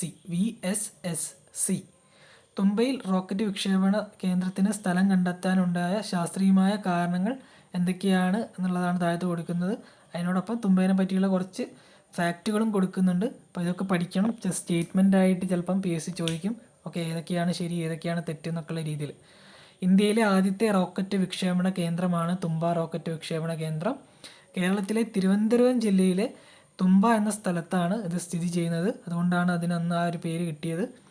1963 നവംബർ 21 ഇത് സ്ഥാപിതമായത്. അതായത് ISRO വരുന്നതിന് മുന്നേ, ISRO 1969 അതിനും മുന്നേ 1963 നവംബർ 21 തുമ്പ റോക്കറ്റ് വിക്ഷേപണ കേന്ദ്രം വന്നിട്ടുണ്ട്. ചിലപ്പോൾ PSC അങ്ങനെ ടൈം ലൈൻ ഒക്കെ തരും. ഓക്കെ, തുമ്പ വിക്ഷേപണ കേന്ദ്രം, ISRO, അങ്ങനെ കുറച്ച് പേരുകൾ തന്നിട്ട് ഇതിനെ കാലഗണനാക്രമത്തിൽ എഴുതാൻ പറയും. അപ്പോൾ ആദ്യം വന്നത് തുമ്പ റോക്കറ്റ് വിക്ഷേപണ കേന്ദ്രമാണെന്നും രണ്ടാമത് വന്നത് അല്ലെങ്കിൽ അതിന് ശേഷമാണ് ISRO വന്നതെന്നൊക്കെ നമുക്ക് അറിയണമെങ്കിൽ ആ ഒരു വർഷം നമ്മൾ ഓർത്തിരിക്കണം എല്ലാത്തിൻ്റെയും. ഭൂമിയുടെ കാന്തിക ഭൂമധ്യരേഖയ്ക്ക് സമീപത്താണ് ഈ തുമ്പയുടെ സ്ഥാനം. Thumba equatorial rocket launching station എന്നറിയപ്പെടുന്നു. Thumba equatorial rocket launching station. Vikram സാരാഭായിയുടെ ഓർമ്മയ്ക്കായി 1972 വിക്രം സാരാഭായി സ്പേസ് സെൻറ്റർ എന്ന പേര് നൽകി. ഓക്കെ, തുമ്പയുടെ പേര് മാറ്റിയിട്ട്, അല്ലെങ്കിൽ തുമ്പ റോക്കറ്റ് വിക്ഷേപണത്തിൻ്റെ പേര് 1972 മാറ്റിയെന്ന് ഓർത്തിരിക്കണം. അതിൻ്റെ പുതിയ പേര് VSSC ആണ്. അതിൻ്റെ ഫുൾ ഫോം ഓർത്തിരിക്കണം, വിക്രം സാരാഭായ് സ്പേസ് സെൻറ്റർ. അടുത്തത് സതീഷ് ധവാൻ സ്പേസ് സെൻറ്റർ ആണ്. അതിൻ്റെ എന്തിൻ്റെ ഫുൾ ഫോമാണ്? SDSC. Okay, SDSC. തുമ്പയിൽ റോക്കറ്റ് വിക്ഷേപണത്തിന് ശാസ്ത്രീയമായ ഗുണങ്ങളുണ്ടെങ്കിലും ശ്രീഹരിക്കോട്ടയിലേക്ക് റോക്കറ്റ് വിക്ഷേപണം മാറ്റാനുണ്ടായ കാരണം കൂടി വിശദീകരിക്കേണ്ടതുണ്ട്. ആന്ധ്രാപ്രദേശിലെ ശ്രീഹരിക്കോട്ടയിലാണ് ഈ സതീഷ് ധവാൻ സ്പേസ് സെൻറ്റർ സ്ഥിതി ചെയ്യുന്നത്. ഓക്കെ, അത് ഏത് സംസ്ഥാനത്താണെന്നൊക്കെ ചോദിക്കാറുണ്ട് PSC. ഓക്കെ, ശ്രീഹരിക്കോട്ട എന്ന പേരും ഓർത്തിരിക്കുക. അത് പ്രവർത്തനം ആരംഭിച്ച വർഷം എന്നാണ് 1971. പിന്നെ ഈ സ്പേസ് സെൻറ്ററിൽ 2 വിക്ഷേപണ തറകളുണ്ട് എന്നുള്ളത് ഓർത്തിരിക്കുക. ഇപ്പോൾ ഇന്ത്യയുടെ ഉപഗ്രഹ വിക്ഷേപണങ്ങൾ ഇവിടെയാണ് നടക്കുന്നത്. എവിടെ? ഈ ശ്രീഹരിക്കോട്ടയിൽ അല്ലേ. ഭൂമധ്യരേഖയ്ക്ക് അടുത്തു വരുന്ന സ്ഥലമായതിനാൽ ഉപഗ്രഹ വിക്ഷേപണത്തിന് സഹായകമായ അധിക കേന്ദ്രീകൃത ബലം ലഭിക്കുന്നു. ഓക്കെ, ഇതൊക്കെയാണ് ഈ സതീഷ് ധവാൻ സ്പേസ് സെൻറ്ററിൽ നിന്ന് അല്ലെങ്കിൽ ശ്രീഹരിക്കോട്ടയിൽ നിന്ന് ഉപഗ്രഹങ്ങൾ വിക്ഷേപിക്കാൻ ഉള്ള കാരണം. ഓക്കെ, ഭൂമധ്യരേഖയ്ക്ക് അടുത്ത് വരുന്ന സ്ഥലമായതിനാൽ ഉപഗ്രഹ വിക്ഷേപണത്തിന് സഹായകമായ അധിക കേന്ദ്രീകൃത ബലം ലഭിക്കുന്നു. സതീഷ് ധവാന്റെ ഓർമ്മയ്ക്കായി 2002 സതീഷ് ധവാൻ സ്പേസ് സെൻറ്റർ എന്ന പേര് നൽകി. ഓക്കെ, അപ്പോൾ ഈ ശ്രീഹരിക്കോട്ടയിലെ ആ ഒരു വിക്ഷേപണ കേന്ദ്രത്തിന് സതീഷ് ധവാന് പേര് നൽകിയ വർഷം ഓർത്തിരിക്കണം, 2002. ഓക്കെ, അപ്പോൾ നമ്മൾ കുറേ വർഷങ്ങൾ ഇവിടെ പഠിച്ചു. അപ്പോൾ ഈ ഒക്കെ ഓർഡറിൽ എഴുതാനൊക്കെ PSC പറയും. ഓക്കെ, 2002 പഠിച്ചു, 1971, പിന്നെ ഏതാണ് 1972, 1963, പിന്നെ 1969 ISRO വന്നത്. ഓക്കെ, ഇതൊക്കെ ഓർത്തിരിക്കുക. അടുത്തത് നമ്മുടെ ടെക്സ്റ്റ് ബുക്കിലുള്ള 2 ബഹിരാകാശ ശാസ്ത്രജ്ഞരുടെ പേരുകളാണ് കൊടുത്തിട്ടുള്ളത്. അല്ലെങ്കിൽ ISROയുടെ 2 ചെയർമാൻമാരുടെ പേരുകളാണ് കൊടുത്തിട്ടുള്ളത്. വിക്രം സാരാഭായ്. വിക്രം സാരാഭായ് ഇന്ത്യൻ ബഹിരാകാശ പദ്ധതിയുടെ പിതാവ് എന്നറിയപ്പെടുന്നു. അത് നല്ലൊരു ചോദ്യമാണ്, ചോദിക്കാറുണ്ട്. ഇന്ത്യയിൽ ബഹിരാകാശ സാങ്കേതിക വിദ്യ വികസിപ്പിക്കുന്നതിൽ അദ്ദേഹം പ്രധാന പങ്ക് വഹിച്ചു. ഇദ്ദേഹത്തോടുള്ള ബഹുമാനാർത്ഥമാണ് തിരുവനന്തപുരത്തെ ബഹിരാകാശ ഗവേഷണ സ്ഥാപനത്തിന് വിക്രം സാരാഭായ് സ്പേസ് സെൻറ്റർ എന്നും ചന്ദ്രയാൻ്റെ ലാൻഡറിന് വിക്രം എന്നും പേര് നൽകിയിട്ടുള്ളത്. ഈ ചന്ദ്രയാൻ്റെ ലാൻഡറിൻ്റെ പേര് വിക്രം എന്ന് പറഞ്ഞു. അതുപോലെ അതിൻ്റെ മറ്റൊരു പ്രധാനപ്പെട്ട ഭാഗമാണ് റോവർ. ആ റോവറിൻ്റെ പേര് പ്രഗ്യാൻ എന്നാണെന്നും ഓർത്തിരിക്കുക. അതൊക്കെ PSC ചോദിക്കാറുണ്ട്. പിന്നെ ചന്ദ്രയാൻ 3 കഴിഞ്ഞ വർഷം 2024 വിക്ഷേപിച്ചതായതുകൊണ്ട് തന്നെ അത് വളരെ പ്രാധാന്യമർഹിക്കുന്നൊരു ടോപ്പിക്കാണ് ഇപ്പോഴും. അപ്പോൾ അതുകൊണ്ട് അതുമായിട്ട് ബന്ധപ്പെട്ടുള്ള PDFകളൊക്കെ നിങ്ങൾ വായിച്ച് നോക്കണം. അത് കിട്ടിയിട്ടില്ലെങ്കിൽ ഒന്ന് കമൻറ്റ് ചെയ്താൽ മതി, ഞാൻ അതിൻ്റെ ലിങ്ക് അയച്ചു തരാം. സതീഷ് ധവാൻ ഇസ്രോയുടെ ചെയർമാനായിരുന്നു. സതീഷ് ധവാൻ. എന്താണ് ഈ ഇസ്രോ? അതായത് നമ്മുടെ ISROനെ നമ്മൾ വിളിക്കുന്ന പേരാണ് ഇസ്രോ. ഓക്കെ, അപ്പോൾ ചിലപ്പം PSC ഇസ്രോ എന്നൊക്കെ ആയിരിക്കും തരിക. അപ്പോൾ നിങ്ങൾ കൺഫ്യൂഷനായി പോകരുത്, ISRO ആണ് ഉദ്ദേശിക്കുന്നത്. അപ്പോൾ ISROയുടെ ചെയർമാനായിരുന്നു സതീഷ് ധവാൻ. ഇന്ത്യയുടെ തനതായ ബഹിരാകാശ സാങ്കേതിക വിദ്യകൾ വികസിപ്പിക്കുന്നതിന് നേതൃത്വം നൽകി. ഇദ്ദേഹത്തിൻ്റെ സ്മരണയ്ക്കായാണ് ശ്രീഹരിക്കോട്ടയിലെ റോക്കറ്റ് വിക്ഷേപണ കേന്ദ്രം സതീഷ് ധവാൻ സ്പേസ് സെൻറ്റർ എന്ന പേരിൽ അറിയപ്പെടുന്നത്. നമ്മൾ ഓൾറെഡി പറഞ്ഞു അല്ലേ. ഇനി നമ്മുടെ ISROൻ്റെ എത്ര ചെയർമാൻമാരുണ്ടെന്നും അത് ഓരോരുത്തരും ആരൊക്കെയാണെന്നും അതിൻ്റെ ഓർഡറും പഠിച്ചു വെക്കണം.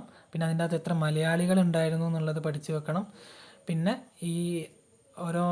ഈ ചന്ദ്രയാൻ 1, 2 അല്ലെങ്കിൽ ചന്ദ്രയാൻ 3, അതുപോലെ മംഗൾയാൻ, ഇതൊക്കെ വിക്ഷേപിച്ച സമയത്ത് ആരൊക്കെയായിരുന്നു ഈ ISROൻ്റെ ചെയർമാൻ ആയിരുന്നത് അല്ലെങ്കിൽ അതിൻ്റെ പ്രൊജക്റ്റ് ഡയറക്ടറിൻ്റെ പേര് അല്ലെങ്കിൽ മിഷൻ ഡയറക്ടറിൻ്റെ പേര്, ഇതൊക്കെ ഒന്ന് നോക്കി വെക്കണം. അറ്റ്ലീസ്റ്റ് ആ ഒരു ചെയർമാൻ്റെ പേരെങ്കിലും നിങ്ങൾ പഠിച്ചു വെക്കണം ആ ഒരു സമയത്തുള്ള, ഈ ഓരോ വിക്ഷേപണത്തിൻ്റെ സമയത്തുള്ളത്. ഓക്കെ, അത് ചോദിക്കാറുണ്ട്. ഇനി ചാന്ദ്ര യാത്രകൾ. ഭൂമിയോട് ഏറ്റവും അടുത്തുള്ള ആകാശഗോളമായ ചന്ദ്രനിൽ എത്താൻ മനുഷ്യന് എന്നും ആഗ്രഹമുണ്ടായിരുന്നു. 1969 ജൂലൈ 21 ഈ സ്വപ്നം സഫലമായത്. അപ്പം അതുകൊണ്ടാണ് ചാന്ദ്രദിനം എന്നാണ് ജൂലൈ 21 ആഘോഷിക്കുന്നത്. 1960 മുതൽ നടന്ന നിരന്തരമായ ഗവേഷണങ്ങളുടെ ഫലമായാണ് ഈ നേട്ടം കൈവരിക്കാനായത്. അമേരിക്കൻ ബഹിരാകാശ ഗവേഷണ സ്ഥാപനമായ നാസയുടെ അപ്പോളോ 11 എന്ന ചാന്ദ്ര പരിവേഷണ പേടകത്തിലാണ് നീൽ ആംസ്ട്രോങ്, എഡ്വിൻ ആൽഡ്രിൻ എന്നീ ബഹിരാകാശ സഞ്ചാരികൾ ആദ്യമായി ചന്ദ്രനിൽ എത്തിയത്. ഓക്കെ, അവർ രണ്ടുപേരും എത്തിയെന്നാണ് പറയുന്നത്. ഓക്കെ, അത് ഓർത്തിരിക്കുക, ആരാണ് ഫസ്റ്റ് എത്തിയെന്ന് പറയുന്നില്ല. മൈക്കൽ കോളിൻസ് ആണ് ഇവർ സഞ്ചരിച്ച പേടകം നിയന്ത്രിച്ചത്. ഓക്കെ, അതും ചോദിക്കാറുണ്ട്, ആരാണ് പേടകം നിയന്ത്രിച്ചത്? ഈ 3 പേരുകളും തരും. അപ്പം മൈക്കൽ കോളിൻസ് ആണ് ഇവർ സഞ്ചരിച്ച പേടകം നിയന്ത്രിച്ചത് എന്നത് ഓർത്തിരിക്കുക. ബഹിരാകാശ വാരം. 1957 ഒക്ടോബർ 4 സോവിയറ്റ് യൂണിയൻ വിക്ഷേപിച്ച സ്പുട്നിക് 1 ആണ് ആദ്യത്തെ കൃത്രിമോപഗ്രഹം. അത് ചോദിക്കാറുണ്ട്, ആദ്യത്തേത് ഏതാണ്? സ്പുട്നിക് 1 ആണ്. അതിൻ്റെ വർഷവും മാസവും ഡേറ്റും പഠിക്കണം. 1957 ഒക്ടോബർ 4. ആരാണ് വിക്ഷേപിച്ചത്? Soviet union.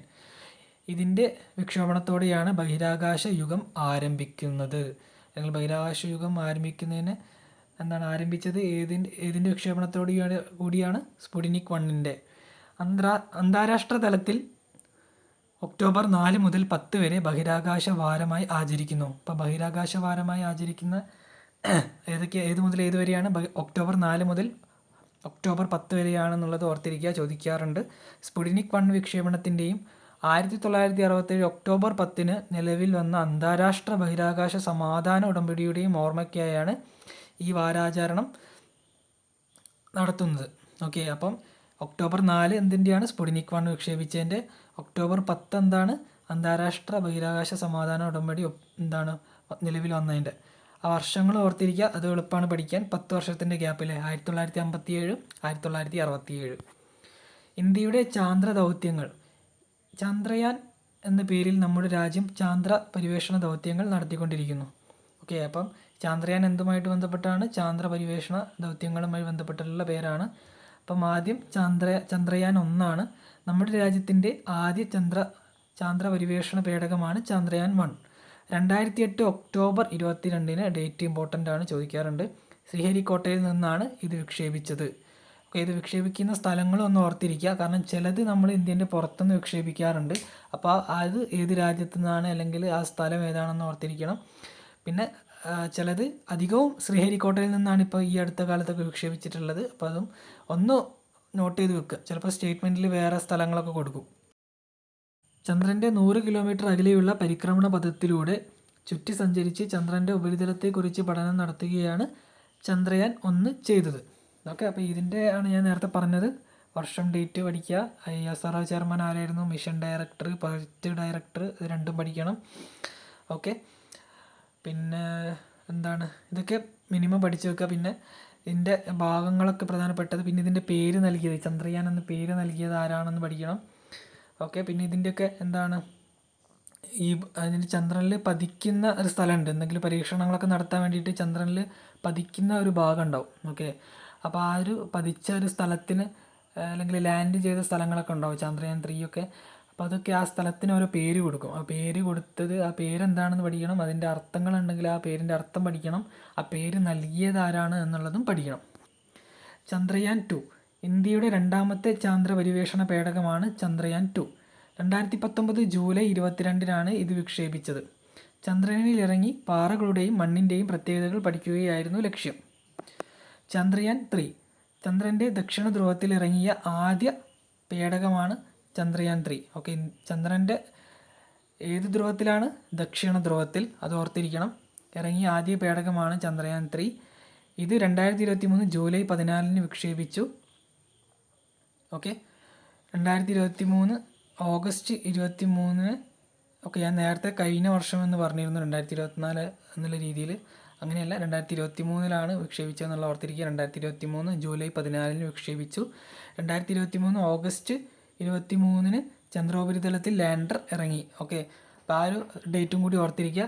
ഓഗസ്റ്റ് 23 ചന്ദ്രോപരിതലത്തിൽ ലാൻഡർ ഇറങ്ങിയത്. അതിൽ നിന്നുള്ള റോവർ ചന്ദ്രോപരിതലത്തിൽ സഞ്ചരിച്ച് പരീക്ഷണങ്ങളിൽ ഏർപ്പെട്ടു. ഓക്കെ, അപ്പോൾ ലാൻഡ് ചെയ്യുന്ന ഭാഗത്തിൻ്റെ പേരാണ് ലാൻഡർ. അതിനെയാണ് നമ്മൾ വിക്രം എന്ന് വിളിക്കുന്നത്. പിന്നെ ആ ഒരു ലാൻഡറിൽ നിന്ന് റോവർ എന്ന് പറഞ്ഞിട്ടുള്ള ചക്രങ്ങളുള്ളൊരു ഭാഗം പുറത്തേക്ക് വരും. എന്നിട്ട് അതാണ് പരീക്ഷണങ്ങളൊക്കെ മണ്ണൊക്കെ കിളച്ചിട്ട് പരീക്ഷണങ്ങളൊക്കെ നടത്തുന്നത്. അതിൻ്റെ ആ ഒരു റോവറിൻ്റെ പേരാണ് പ്രഗ്യാൻ എന്ന് പറയുന്നത്. ഓക്കെ, പിന്നെ ഈ ഓഗസ്റ്റ് 23 ബഹിരാകാശ ദേശീയ ബഹിരാകാശ ദിനമായിട്ട് ഇന്ത്യ ആചരിക്കുന്നത്. അപ്പോൾ ഈ അടുത്ത് നടന്നൊരു പരീക്ഷയിൽ 2025 നടന്നൊരു പരീക്ഷയിൽ ഈ ബഹിരാകാശ ദിനത്തിൻ്റെ ഓഗസ്റ്റ് 23 പ്രമേയമൊക്കെ ചോദിച്ച് തുടങ്ങിയിട്ടുണ്ട്. ഓക്കെ, അപ്പോൾ അതും നമ്മൾ പഠിക്കണം. കറണ്ട് അഫെയർ ഭാഗത്തു നിന്നുള്ളൊരു ചോദ്യമാണ് കേട്ടോ. അത് എന്തായാലും നോക്കിയിട്ടൊക്കെ പോകാം ഇനിയുള്ള പരീക്ഷകൾക്ക്. മറ്റ് ഇന്ത്യൻ പദ്ധതികൾ. ചന്ദ്രനെ പറ്റി മാത്രമല്ല മറ്റ് ആകാശഗോളങ്ങളെ പറ്റി പഠിക്കാനും നമുക്ക് പദ്ധതികളുണ്ട്. അപ്പോൾ ദൗത്യം, പിന്നെ അതിൻ്റെ ചിത്രം, ലക്ഷ്യം. ഓക്കെ, മംഗളയാൻ എന്ന് പറയുന്നത് എന്തുമായിട്ട് ബന്ധപ്പെട്ടതാണ്? ഇന്ത്യയുടെ ചൊവ്വ പര്യവേഷണവുമായി ബന്ധപ്പെട്ടതാണ്. ആദിത്യ L1 സൗര പര്യവേഷണവുമായി ബന്ധപ്പെട്ടതാണ്. ഗഗൻയാൻ ബഹിരാകാശ പര്യവേക്ഷണവുമായി ബന്ധപ്പെട്ടിട്ടുള്ളതാണ്. ഓക്കെ, അപ്പോൾ ഈ 3 പഠിച്ചു വെക്കണം. അതിൻ്റെ ഡീറ്റെയിൽ ആയിട്ടുള്ള നേരത്തെ പറഞ്ഞിട്ടുള്ള പോയിൻറ്റ്സൊക്കെ പഠിച്ചു വെക്കണം. വിക്ഷേപിച്ചത്, ഡേറ്റ്, പിന്നെ ISRO ചെയർമാൻ, അങ്ങനത്തെ കാര്യങ്ങളൊക്കെ ഓർത്തിരിക്കുക. അപ്പോൾ നമുക്ക് ടീച്ചേഴ്സ് ടെക്സ്റ്റിൽ ഈ 3 പറ്റിയിട്ട് കുറച്ച് കണ്ടൻറ് ഉണ്ട്. അതൊന്ന് വായിച്ച് നോക്കാം.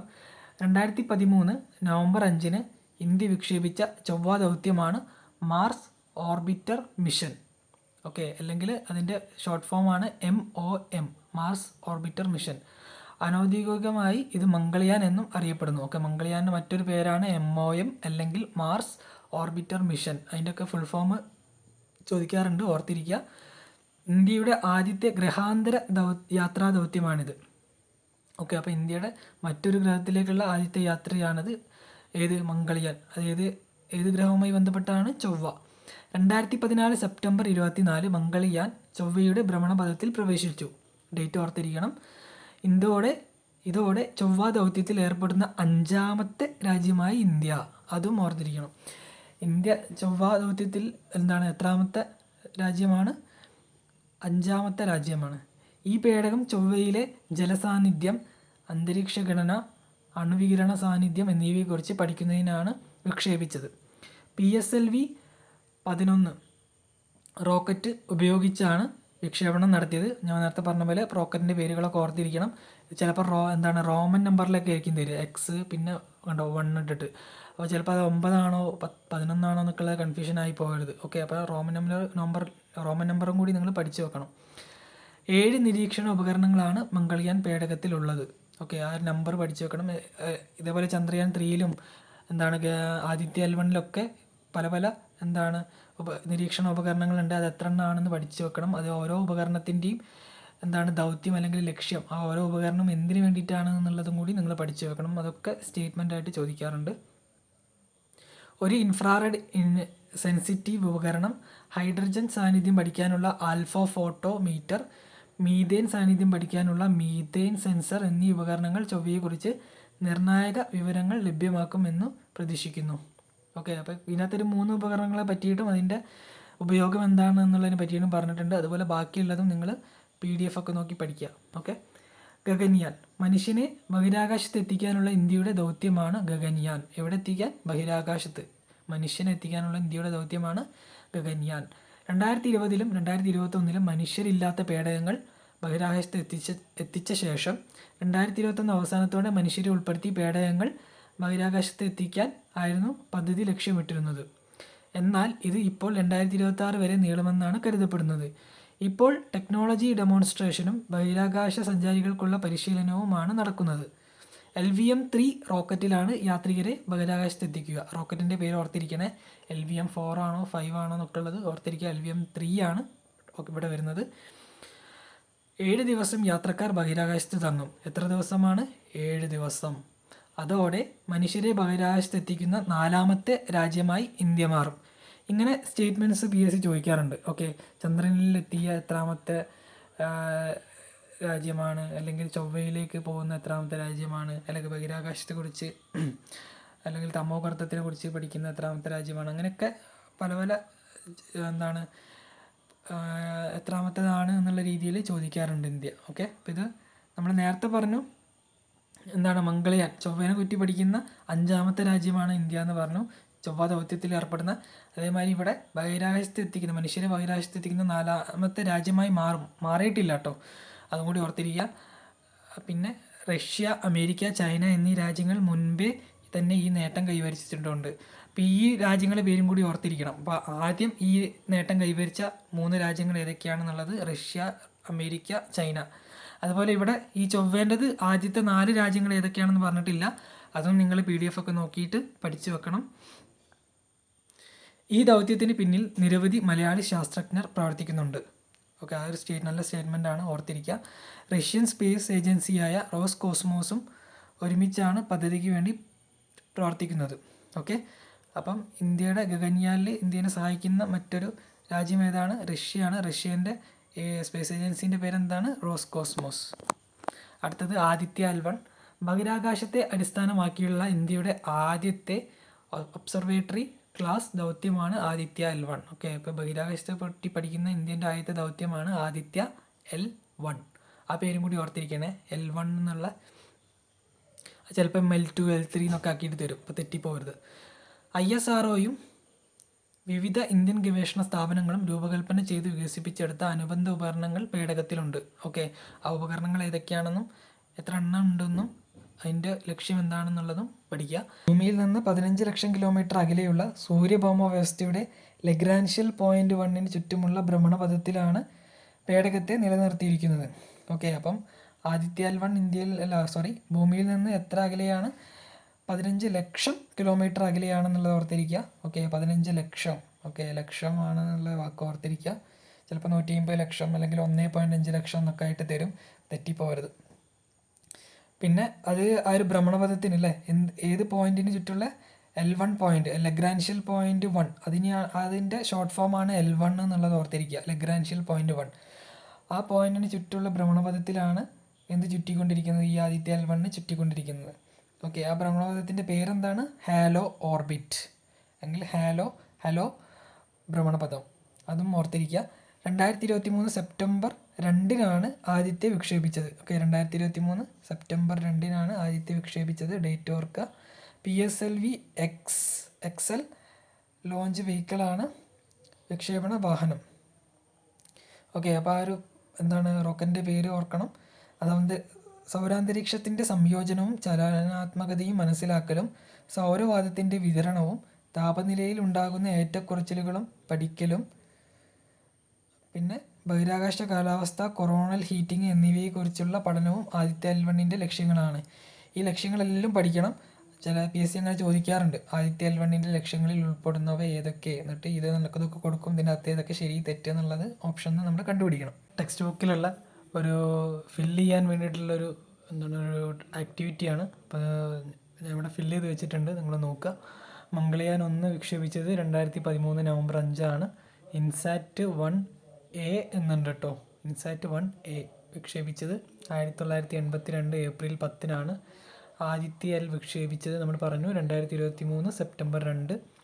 ISRO നിലവിൽ വന്നത് നമ്മൾ പഠിച്ചതാണ് 1969 ഓഗസ്റ്റ് 15 അല്ലേ, സ്വാതന്ത്ര്യ ദിനത്തിലാണ് ISRO നിലവിൽ വന്നത്. ചിലപ്പോൾ അങ്ങനെയും ചോദിക്കാം, നിങ്ങൾ ഓർത്തിരിക്കാം. ചന്ദ്രയാൻ 1 വിക്ഷേപിച്ചത് 2008 ഒക്ടോബർ 22-നാണ്. ആര്യഭട്ട 1 വിക്ഷേപിച്ചതെന്നാണ് 1975 ഏപ്രിൽ 19. അപ്പോൾ അതിൻ്റെ ഒരു പ്രത്യേകത എന്താണ്? ഇപ്പോൾ 2025 50 വർഷം പൂർത്തിയാക്കി. അപ്പോൾ അതുകൊണ്ട് തന്നെ ആര്യഭട്ട പ്രാധാന്യം അർഹിക്കുന്നതാണ്. അപ്പോൾ ആര്യഭട്ടനെ പറ്റിയുള്ള മറ്റ് കാര്യങ്ങളും നിങ്ങൾ പഠിക്കണം. ഓക്കെ, അടുത്തത് ഇത് ചേരുംപടി ചേർക്കാനാണ്. ഭൂമിയുടെ ഉപഗ്രഹം ഏതാണ്? ചന്ദ്രനാണല്ലേ. കാലാവസ്ഥാ പ്രവചനത്തിന് സഹായിക്കുന്നത് ഏതാണ്? കൃത്രിമ ഉപഗ്രഹങ്ങളാണ്. ഏറ്റവും അടിയിൽ കാണാം. കൃത്രിമ ഉപഗ്രഹങ്ങളെ ബഹിരാകാശത്ത് എത്തിക്കാൻ ഉപയോഗിക്കുന്നത് റോക്കറ്റാണ്. ഗ്രഹങ്ങളെ ചുറ്റിക്കൊണ്ടിരിക്കുന്ന ആകാശ വസ്തുക്കളാണ് ഉപഗ്രഹങ്ങൾ. സ്വയം പ്രകാശിക്കുന്നത് ഏതാണ്? സൂര്യനാണ്. ഓക്കെ, അടുത്തത് നക്ഷത്രവും ഗ്രഹവും ഉപഗ്രഹവും തമ്മിലുള്ള ഒരു കമ്പാരിസണാണ്. നക്ഷത്രം എന്ന് പറയുന്നത് പ്രകൃത്യാലുള്ളതാണ്, ഗ്രഹവും പ്രകൃത്യാലുള്ളതാണ്. എന്നാൽ ഉപഗ്രഹം എന്ന് പറയുന്നത് പ്രകൃത്യാലുള്ളതും മനുഷ്യനിർമ്മിതവുമുണ്ട്. അതായത് കൃത്രിമ ഉപഗ്രഹങ്ങളുമുണ്ട്, പ്രകൃത്യാലുള്ള ഉപഗ്രഹങ്ങളുമുണ്ട്. നക്ഷത്രം സ്വയം പ്രകാശിക്കുന്നു, ഗ്രഹങ്ങൾ സ്വയം പ്രകാശിക്കുന്നില്ല, ഉപഗ്രഹങ്ങളും സ്വയം പ്രകാശിക്കുന്നില്ല. നക്ഷത്രം ഭൂമിയിൽ നിന്ന് നോക്കുമ്പോൾ മിന്നിത്തിളങ്ങുന്നതായി തോന്നുന്നു, ഗ്രഹങ്ങൾ ഭൂമിയിൽ നിന്ന് നോക്കുമ്പോൾ മിന്നാതെ കാണുന്നു, ഉപഗ്രഹങ്ങൾ ഭൂമിയിൽ നിന്ന് നോക്കുമ്പോൾ മിന്നാതെ കാണുന്നു. ഓക്കെ, അപ്പോൾ ഇത് നമ്മുടെ ടീച്ചേഴ്സ് ടെക്സ്റ്റ് ബുക്കിലുള്ള ഒരു ടേബിളാണ്. അടുത്തത് ടീച്ചേഴ്സ് ടെക്സ്റ്റ് ബുക്കിൽ തന്നെയുള്ള 3 നമ്മൾ മുമ്പ് ഈ ചാപ്റ്ററിൻ്റെ തുടക്കത്തിൽ 3 ശാസ്ത്രജ്ഞന്മാരെ പറ്റിയിട്ട് പറഞ്ഞിരുന്നു. അപ്പോൾ പ്രധാനപ്പെട്ട എന്താണ് ഈ ബഹിരാകാശവുമായി ബന്ധപ്പെട്ടിട്ട് കുറേ എന്താണ് കണ്ടെത്തലുകളൊക്കെ നടത്തിയിട്ടുള്ള കുറച്ച് ശാസ്ത്രജ്ഞന്മാരെ പറ്റിയിട്ടാണ് നമ്മുടെ ടീച്ചേഴ്സ് ടെക്സ്റ്റ് ബുക്ക് കൊടുത്തിട്ടുള്ള 4 ശാസ്ത്രജ്ഞന്മാരുണ്ട്. നമുക്കൊന്ന് പെട്ടെന്ന് ഓടിച്ചു നോക്കാം. കാരണം ഈ ശാസ്ത്രജ്ഞന്മാരെ പറ്റിയിട്ടും PSC ചോദിക്കാറുണ്ട്. സ്റ്റേറ്റ്മെൻറ്റ്സ് വന്നിട്ട് ഗലീലിയോയുമായി ബന്ധപ്പെട്ടുള്ള ശരിയായ പ്രസ്താവനകൾ ഏതെന്ന് പറഞ്ഞിട്ട്, അപ്പോൾ അത് പഠിക്കണം. ഇറ്റാലിയൻ ഭൗതിക ശാസ്ത്രജ്ഞൻ, ജ്യോതിശാസ്ത്രജ്ഞൻ, വാനനിരീക്ഷകൻ, തത്വചിന്തകൻ എന്നീ നിലകളിൽ കഴിവ് തെളിയിച്ച ഇറ്റലിക്കാരനാണ് ഗലീലിയോ. അല്ല, ഇറ്റലി ഗലീലി. അപ്പം പെട്ടെന്ന് ഓർത്തിരിക്കാൻ പറ്റും ഇറ്റലിയാണെന്നുള്ള കാര്യം. ലോകത്തിലെ ഏറ്റവും വലിയ 100 ശാസ്ത്രജ്ഞരുടെ പട്ടികയിലാണ് ഗലീലിയോയുടെ സ്ഥാനം. 1609 ചാരക്കണ്ണാടി അല്ലെങ്കിൽ സ്പൈ ഗ്ലാസ് എന്നറിയപ്പെടുന്ന ദൂരദർശിനി ഗലീലിയോ പരിഷ്കരിക്കുകയും അതിലൂടെ ആകാശഗോളങ്ങളെ നിരീക്ഷിക്കുകയും ചെയ്തു. ഓക്കെ, അപ്പോൾ ചാരക്കണ്ണാടി അല്ലെങ്കിൽ സ്പൈ ഗ്ലാസ് എന്ന ദൂരദർശിനി പരിഷ്കരിച്ചതാരാണ്? Galileo Galilei. അതിലൂടെ ആകാശഗോളങ്ങളെ നിരീക്ഷിക്കുകയും ചെയ്തു. ആകാശവും അതിലെ വസ്തുക്കളും കുറ്റമറ്റതാകണമെന്ന് അതുവരെ ഉണ്ടായിരുന്ന സങ്കല്പത്തെ ഗലീലിയോ തിരുത്തി. ഓക്കെ, അതൊക്കെ സ്റ്റേറ്റ്മെൻ്റ് ആയിട്ട് വരാം കേട്ടോ. ആകാശവും അതിലെ വസ്തുക്കളും കുറ്റമറ്റതാകണമെന്ന് അതുവരെ ഉണ്ടായിരുന്ന സങ്കല്പത്തെ ഗലീലിയോ തിരുത്തി. ചന്ദ്രോപരിതലത്തിലെ കുന്നുകളും ഗർത്തങ്ങളും ടെലിസ്കോപ്പ് ഉപയോഗിച്ച് നിരീക്ഷിക്കുകയും അവയുടെ രേഖാചിത്രം വരയ്ക്കുകയും ചെയ്തു. വ്യാഴത്തിലെ വലിയ 4 ഉപഗ്രഹങ്ങളെയും ഗലീലിയോ കണ്ടെത്തി. ഓക്കെ, അപ്പം വ്യാഴത്തിലെ വലിയ 4 ഉപഗ്രഹങ്ങളുണ്ട്. ആ 4 ഉപഗ്രഹങ്ങൾ കണ്ടെത്തിയതാരാണ്? ഗലീലിയോ ആണ്. അവ ഇന്നും ഗലീലിയൻ ഉപഗ്രഹങ്ങൾ എന്നാണ് അറിയപ്പെടുന്നത്. ഓക്കെ, അപ്പോൾ ആ 4 എണ്ണത്തിൻ്റെ പേരും പഠിച്ചു വെക്കണം കേട്ടോ, ഏതൊക്കെയാണെന്നുള്ളത്. നിങ്ങൾക്ക് അറിയുമെങ്കിൽ നിങ്ങൾ കമൻറ്റിലൂടെ കമൻറ്റ് ചെയ്യാം, കാരണം അതൊക്കെ ചോദിക്കാറുണ്ട്, പഠിച്ചു വെക്കണം. താൻ നടത്തിയ ആകാശ നിരീക്ഷണങ്ങളുടെ ഫലം 1610 മാർച്ചിൽ ഗലീലിയോ ഒരു പുസ്തകമായി പ്രസിദ്ധീകരിച്ചു. ഓക്കെ, അപ്പോൾ 1610 അദ്ദേഹത്തിൻ്റെ ആകാശ നിരീക്ഷണങ്ങളുടെ ഫലം ഒരു പുസ്തകമായിട്ട് പ്രസിദ്ധീകരിച്ചത്. ആ വർഷം ഇമ്പോർട്ടൻ്റ് ആണ്. ദി സ്റ്റോറി മെസഞ്ചർ ജ്യോതിശാസ്ത്ര ചരിത്രത്തിൽ ഏറ്റവും പ്രധാനപ്പെട്ട ഗ്രന്ഥങ്ങളിൽ ഒന്നായി ഈ പുസ്തകം. ഓക്കെ, അപ്പോൾ അതായത് ഈ സ്റ്റോറി മെസഞ്ചർ എന്ന പുസ്തകം എഴുതിയത് ആര്, അല്ലെങ്കിൽ ചേരുംപടി ചേർക്കാനൊക്കെ ഉണ്ടാവും. അപ്പം ഗലീലി ആണെന്ന് ഓർത്തിരിക്കുക. ഈ പുസ്തകം പിൽക്കാലത്ത് വിലയിരുത്തപ്പെട്ടു. ഗ്രന്ഥങ്ങളിൽ ഒന്നായി ഈ പുസ്തകം പിൽക്കാലത്ത് വിലയിരുത്തപ്പെട്ടു. സൂര്യകളങ്കങ്ങളും ശനിയുടെ വലയങ്ങളും അദ്ദേഹം നിരീക്ഷിച്ചു. നിരീക്ഷണം, പരീക്ഷണം, ഗണിതവൽക്കരണം ഇവയാണ് ശാസ്ത്രത്തിൻ്റെ പണിയായുധങ്ങൾ എന്ന് ലോകത്തിന് ആദ്യമായി കാട്ടിക്കൊടുത്തത് ഗലീലിയോയാണ്. ഓക്കെ, അപ്പോൾ ആ 3 ഓർത്തിരിക്കുക. നിരീക്ഷണം, പരീക്ഷണം, ഗണിതവൽക്കരണം ഇവയാണ് ശാസ്ത്രത്തിൻ്റെ പണിയായുധങ്ങൾ എന്ന് ലോകത്തിന് ആദ്യമായി കാട്ടിക്കൊടുത്തത് ഗലീലിയോ ആണ്. പിന്നെ ഈ ഒരു കറണ്ട് അഫെയറുമായിട്ട് ബന്ധപ്പെട്ടുള്ള കാര്യം പറയുകയാണ്. ഈ ഉപഗ്രഹങ്ങൾ ഓരോ വർഷവും പുതിയത് കണ്ടെത്താറുണ്ട്. അപ്പം ഏത് ഗ്രഹത്തിനാണ് ഏറ്റവും കൂടുതൽ ഉപഗ്രഹങ്ങളുള്ളത്, ഏതിനാണ് കുറവുള്ളത്, അല്ലെങ്കിൽ 2ാം സ്ഥാനത്ത് ഏത് ഗ്രഹമാണുള്ളത് എന്നൊക്കെ നിങ്ങൾ കറണ്ട് അഫെയറിൽ നോക്കി പഠിക്കണം. ഓക്കെ, അപ്പോൾ ടെലഗ്രാമിലൊക്കെ ഓരോ ചാനലിൽ സെർച്ച് ചെയ്താൽ മതി. വ്യാഴം ഉപഗ്രഹങ്ങൾ എന്നൊക്കെ പറഞ്ഞ് സെർച്ച് ചെയ്തിട്ടുണ്ടെങ്കിൽ ഏറ്റവും ലേറ്റസ്റ്റ് ആയിട്ടുള്ള ന്യൂസിൻ്റെ കട്ടിങ്ങൊക്കെ നിങ്ങൾക്ക് കാണാൻ പറ്റും. അപ്പോൾ നിലവിൽ ഏറ്റവും മുമ്പിലുള്ളത് ശനിയാണ്, 2ാം സ്ഥാനത്താണ് വ്യാഴം വരുന്നത്. അപ്പോൾ അതിൻ്റെ എണ്ണമൊക്കെ നിങ്ങൾ കറക്റ്റായിട്ട് കണ്ടുപിടിച്ച് പഠിക്കണം. ഇനി അടുത്തത് ഐസക് ന്യൂട്ടൺ ആണ്. പ്രഗത്ഭനായ ഇംഗ്ലീഷ് ഭൗതിക ശാസ്ത്രജ്ഞനും ജ്യോതിശാസ്ത്രജ്ഞനും തത്വചിന്തകനുമായിരുന്നു സർ ഐസക് ന്യൂട്ടൺ. ഏതാണ്? ബ്രിട്ടീഷ് അല്ലെങ്കിൽ ഇംഗ്ലീഷ് ശാസ്ത്രജ്ഞനായിരുന്നു എന്നുള്ളത് ഓർത്തിരിക്കുക. അവരുടെ രാജ്യം കൂടി നിങ്ങൾ ഓർത്തിരിക്കണം. 1687 ന്യൂട്ടൺ പുറത്തിറക്കിയ ഗുരുത്വാകർഷണം, ചലന നിയമങ്ങൾ എന്നിവ വിശദീകരിക്കുന്ന പ്രിൻസിപ്പിയ എന്ന ഗ്രന്ഥം ബലതന്ത്രത്തിൻ്റെ അടിസ്ഥാന ശിലയായി കണക്കാക്കുന്നു. അപ്പോൾ പ്രിൻസിപ്പിയ എന്ന ബുക്കാരുടേതാണ്? ഐസക് ന്യൂട്ടൻ്റേതാണ്. അപ്പോൾ അതിലാണ് ഈ ഗുരുത്വാകർഷണം, ചലന നിയമങ്ങളൊക്കെ ഉൾപ്പെടുത്തിയിരിക്കുന്നത്. അപ്പോൾ ഈ ഗുരുത്വാകർഷണം അല്ലെങ്കിൽ ചലന നിയമങ്ങളൊക്കെ ആരാണ് കണ്ടുപിടിച്ചത്? ഐസക് ന്യൂട്ടൺ ആണ്. തുടർന്നുള്ള 3 നൂറ്റാണ്ടുകളിൽ പ്രപഞ്ചത്തിൻ്റെ ശാസ്ത്രീയ വീക്ഷണം ഈ ഗ്രന്ഥത്തെ അടിസ്ഥാനപ്പെടുത്തിയായിരുന്നു ചർച്ച ചെയ്തത്. പ്രകാശത്തിൻ്റെ കണികാ സ്വഭാവം വ്യക്തമാക്കുന്ന കണികാ സിദ്ധാന്തവും അദ്ദേഹത്തിൻ്റെ സംഭാവനയാണ്. അപ്പോൾ കണികാ സിദ്ധാന്തം ആരാണ്? Isaac Newton. ഈ കണികാ സിദ്ധാന്തം എന്നാണ് എന്തിൻ്റെ പ്രകാശത്തിൻ്റെ കണികാ സ്വഭാവം വ്യക്തമാക്കുന്നത്, അല്ലെങ്കിൽ പ്രകാശത്തിൻ്റെ കണികാ സ്വഭാവം വ്യക്തമാക്കുന്ന സിദ്ധാന്തം ഏതാണ്? കണികാ സിദ്ധാന്തം. അതാരാണ് കണ്ടുപിടിച്ചത്? Isaac Newton. ഗണിതത്തിൽ കലന സമ്പ്രദായത്തിൻ്റെ വളർച്ചയ്ക്കും അദ്ദേഹം നിസ്തുലമായ സംഭാവനകൾ നൽകി. എന്തിൻ്റെ സംഭാവനയാണ്? കലന സമ്പ്രദായത്തിൻ്റെ വളർച്ചയ്ക്ക്. ഓക്കെ. 2005 റോയൽ സൊസൈറ്റി നടത്തിയ അഭിപ്രായ സർവേയിൽ നൂറ്റാണ്ടിലെ ഏറ്റവും സ്വാധീനശക്തനായ ശാസ്ത്ര പ്രതിഭയായി തിരഞ്ഞെടുക്കപ്പെട്ടത് ആരാണ്? അത് ഐസക് ന്യൂട്ടൻ തന്നെയാണ്. ആദ്യത്തെ റിഫ്ലക്റ്റിംഗ് ടെലസ്കോപ്പ് നിർമ്മിച്ചത് ന്യൂട്ടൺ ആണ്. ഓക്കെ, ആദ്യത്തെ റിഫ്ലക്റ്റിംഗ് ടെലസ്കോപ്പ് ആരാണ് നിർമ്മിച്ചത്? Isaac Newton. സർ പദവി ലഭിച്ച രണ്ടാമത്തെ ശാസ്ത്രജ്ഞനാണ്. സർ ഐസക് ന്യൂട്ടൺ എന്നാണല്ലോ നമ്മൾ പറയാറുള്ളത്. ഈ സർ പദവി ലഭിച്ച രണ്ടാമത്തെ ശാസ്ത്രജ്ഞനാണ് ഐസക് ന്യൂട്ടൻ. രാഷ്ട്രത്തിൻ്റെ ആദരവോടെ ശവമടക്കപ്പെട്ട ആദ്യ ഇംഗ്ലീഷ് ശാസ്ത്രജ്ഞനും അദ്ദേഹമാണ്. ബലത്തിൻ്റെ യൂണിറ്റ് ന്യൂട്ടൻ്റെ പേരിലാണ് അറിയപ്പെടുന്നത്. ഓക്കെ, ഇതുപോലെ അളവുകളുടെ യൂണിറ്റുകളൊക്കെ നിങ്ങൾ പഠിച്ചു വെക്കണം. അപ്പം ബലത്തിൻ്റെ യൂണിറ്റാണ് ന്യൂട്ടൺ. PSC ചോദിക്കാറുണ്ട് ബലത്തിൻ്റെ യൂണിറ്റ് ഏത് എന്നുള്ളത്. അത് ന്യൂട്ടൺ ആണ്. ക്യാപിറ്റൽ N വെച്ചിട്ടാണ് അത് റെപ്രസെൻറ്റ് ചെയ്യുന്നത്, അല്ലെങ്കിൽ പ്രതീകം ക്യാപിറ്റൽ N ആണ് എന്ന് പറയാം. അപ്പോൾ അത് ഈ ഐസക് ന്യൂട്ടൻ്റെ പേരിൽ നിന്നാണ് വന്നിട്ടുള്ളതെന്ന് ഓർത്തിരിക്കാം. അടുത്തത് ആൽബർട്ട് ഐൻസ്റ്റീൻ. 20-ാം നൂറ്റാണ്ടിൽ ഏറ്റവും പ്രതിഭാശാലിയായ ശാസ്ത്ര ഗവേഷകനായി പരക്കെ അംഗീകരിക്കപ്പെടുന്നു. ജൂതവംശജനായ ആൻസിൽ ജർമ്മനിയിലാണ് ജനിച്ചത്. അദ്ദേഹം ഒരു ജൂതവംശജനായിരുന്നു. ഓർത്തിരിക്കുക, ജർമ്മനിയിലാണ് ജനിച്ചത്, അല്ലാതെ ഒരു ജർമ്മൻ പൗരനായിരുന്നു എന്നുള്ളത് ഓർത്തിരിക്കുക. അദ്ദേഹത്തിൻ്റെ പൊതു ആപേക്ഷിക സിദ്ധാന്തം ആധുനിക ഭൗതിക ശാസ്ത്രത്തിലെ അടിസ്ഥാന ശിലകളിൽ ഒന്നായി കണക്കാക്കപ്പെടുന്നു. അപ്പോൾ ഈ പൊതു ആപേക്ഷിക സിദ്ധാന്തം ആരാണ് കണ്ടുപിടിച്ചത്, അല്ലെങ്കിൽ ആപേക്ഷിക സിദ്ധാന്തം ആരുമായി ബന്ധപ്പെട്ടതാണ്? ആൽബർട്ട് ഐൻസ്റ്റീൻ ആണ്. ഈ ആൽബർട്ട് ഐൻസ്റ്റീനും ഐസക് ന്യൂട്ടണും പലർക്കും അങ്ങോട്ടും ഇങ്ങോട്ടും മാറിപ്പോവും, പേരിലൊക്കെ ഏകദേശം ഒരു സാമ്യം ഉള്ളതുകൊണ്ട്.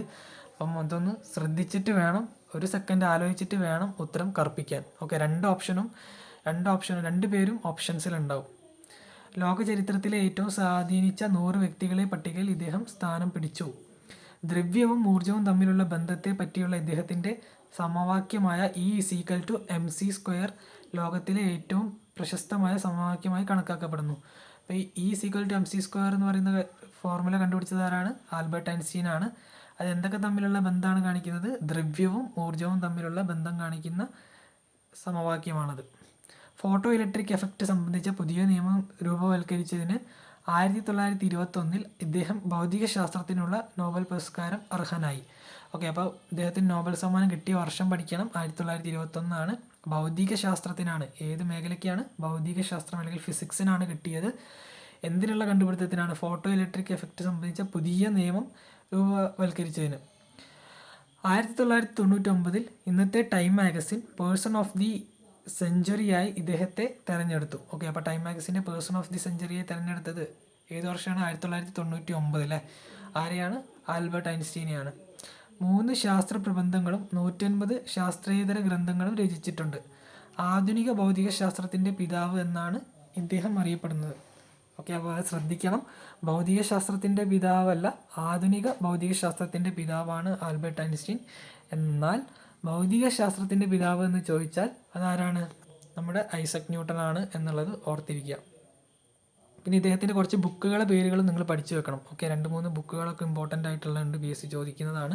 അപ്പോൾ അതൊക്കെ ഒന്ന് ഗൂഗിളൊക്കെ ചെയ്തൊന്ന് പഠിച്ചു വെക്കുക. അതേമാതിരി ഐസക് ന്യൂട്ടൻ്റെ ബുക്സും നമ്മൾ പഠിച്ചു വെക്കണം. ഗലീലിയോൻ്റെ ഒരു ബുക്ക് നമ്മളിവിടെ പറഞ്ഞു. വേറെയും 1-2 ബുക്കുകൾ എക്സ്ട്രാ പഠിച്ചു വെക്കുക. അപ്പോൾ ചേരുംപടി ചേർക്കാനൊക്കെ ഉണ്ടാവും. അപ്പോൾ അതിന് വേണ്ടിയിട്ടാണ് PSC ചോദിക്കാറുണ്ട്. ഏറ്റവും അവസാനത്തെ സ്ലൈഡാണ്. Stephen Hawking. പ്രശസ്തനായ ബ്രിട്ടീഷ് ഭൗതിക ശാസ്ത്രജ്ഞനായിരുന്നു സ്റ്റീഫൻ ഹോക്കിംഗ്. നക്ഷത്രങ്ങൾ നശിക്കുമ്പോൾ രൂപം കൊള്ളുന്ന തമോധാരങ്ങളെക്കുറിച്ച് ഇന്ന് ലഭ്യമായ വിവരങ്ങളിൽ പലതും ഇദ്ദേഹത്തിൻ്റെ ഗവേഷണങ്ങളിലൂടെ രൂപപ്പെട്ടതാണ്. ബ്രിട്ടനിലെ ക്യാമ്പസ് യൂണിവേഴ്സിറ്റിയിൽ കോസ്മെറ്റോളജി വിഭാഗത്തിൽ ഡയറക്ടറായിരുന്നു. ബ്രീഫ് ഹിസ്റ്ററി ഓഫ് ടൈം എന്ന പ്രശസ്തമായ ശാസ്ത്രഗ്രന്ഥം രചിച്ചത് ഇദ്ദേഹമാണ്. ആ ബുക്ക് നോട്ട് ചെയ്ത് വെക്കണം. Brief history of time. 1967 doctorate നേടി സ്റ്റീഫൻ ഹോക്കിംഗ് ആ വർഷം തന്നെ ഓക്സ്ഫോർഡ് യൂണിവേഴ്സിറ്റി ഗണിതശാസ്ത്രജ്ഞനും ഭൗതികശാസ്ത്രജ്ഞനുമായ റോജർ റോസുമായി ചേർന്ന് എഴുതിയ singularities and geometry of space time, ആ ബുക്ക് ഓർത്തിരിക്കുക. അത് കൂടെ എഴുതിയ ആളെ പേരെന്ന് ഓർത്തിരിക്കുക, റോജർ റോസ് ആണ്.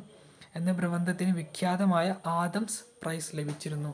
അപ്പോൾ ആദംസ് പ്രൈസ് ലഭിച്ചിട്ടുള്ള വ്യക്തിയാണ് സ്റ്റീഫൻ ഹോക്കിംഗ്. അത് ലഭിച്ചിട്ടുള്ള ബുക്കിൻ്റെ പേരും ഓർത്തിരിക്കുക, singularities and geometry of space time. Breakthrough initiative എന്ന അന്യഗ്രഹ ജീവൻ തേടുന്ന ഗവേഷണ പദ്ധതി അദ്ദേഹം ആസൂത്രണം ചെയ്തു.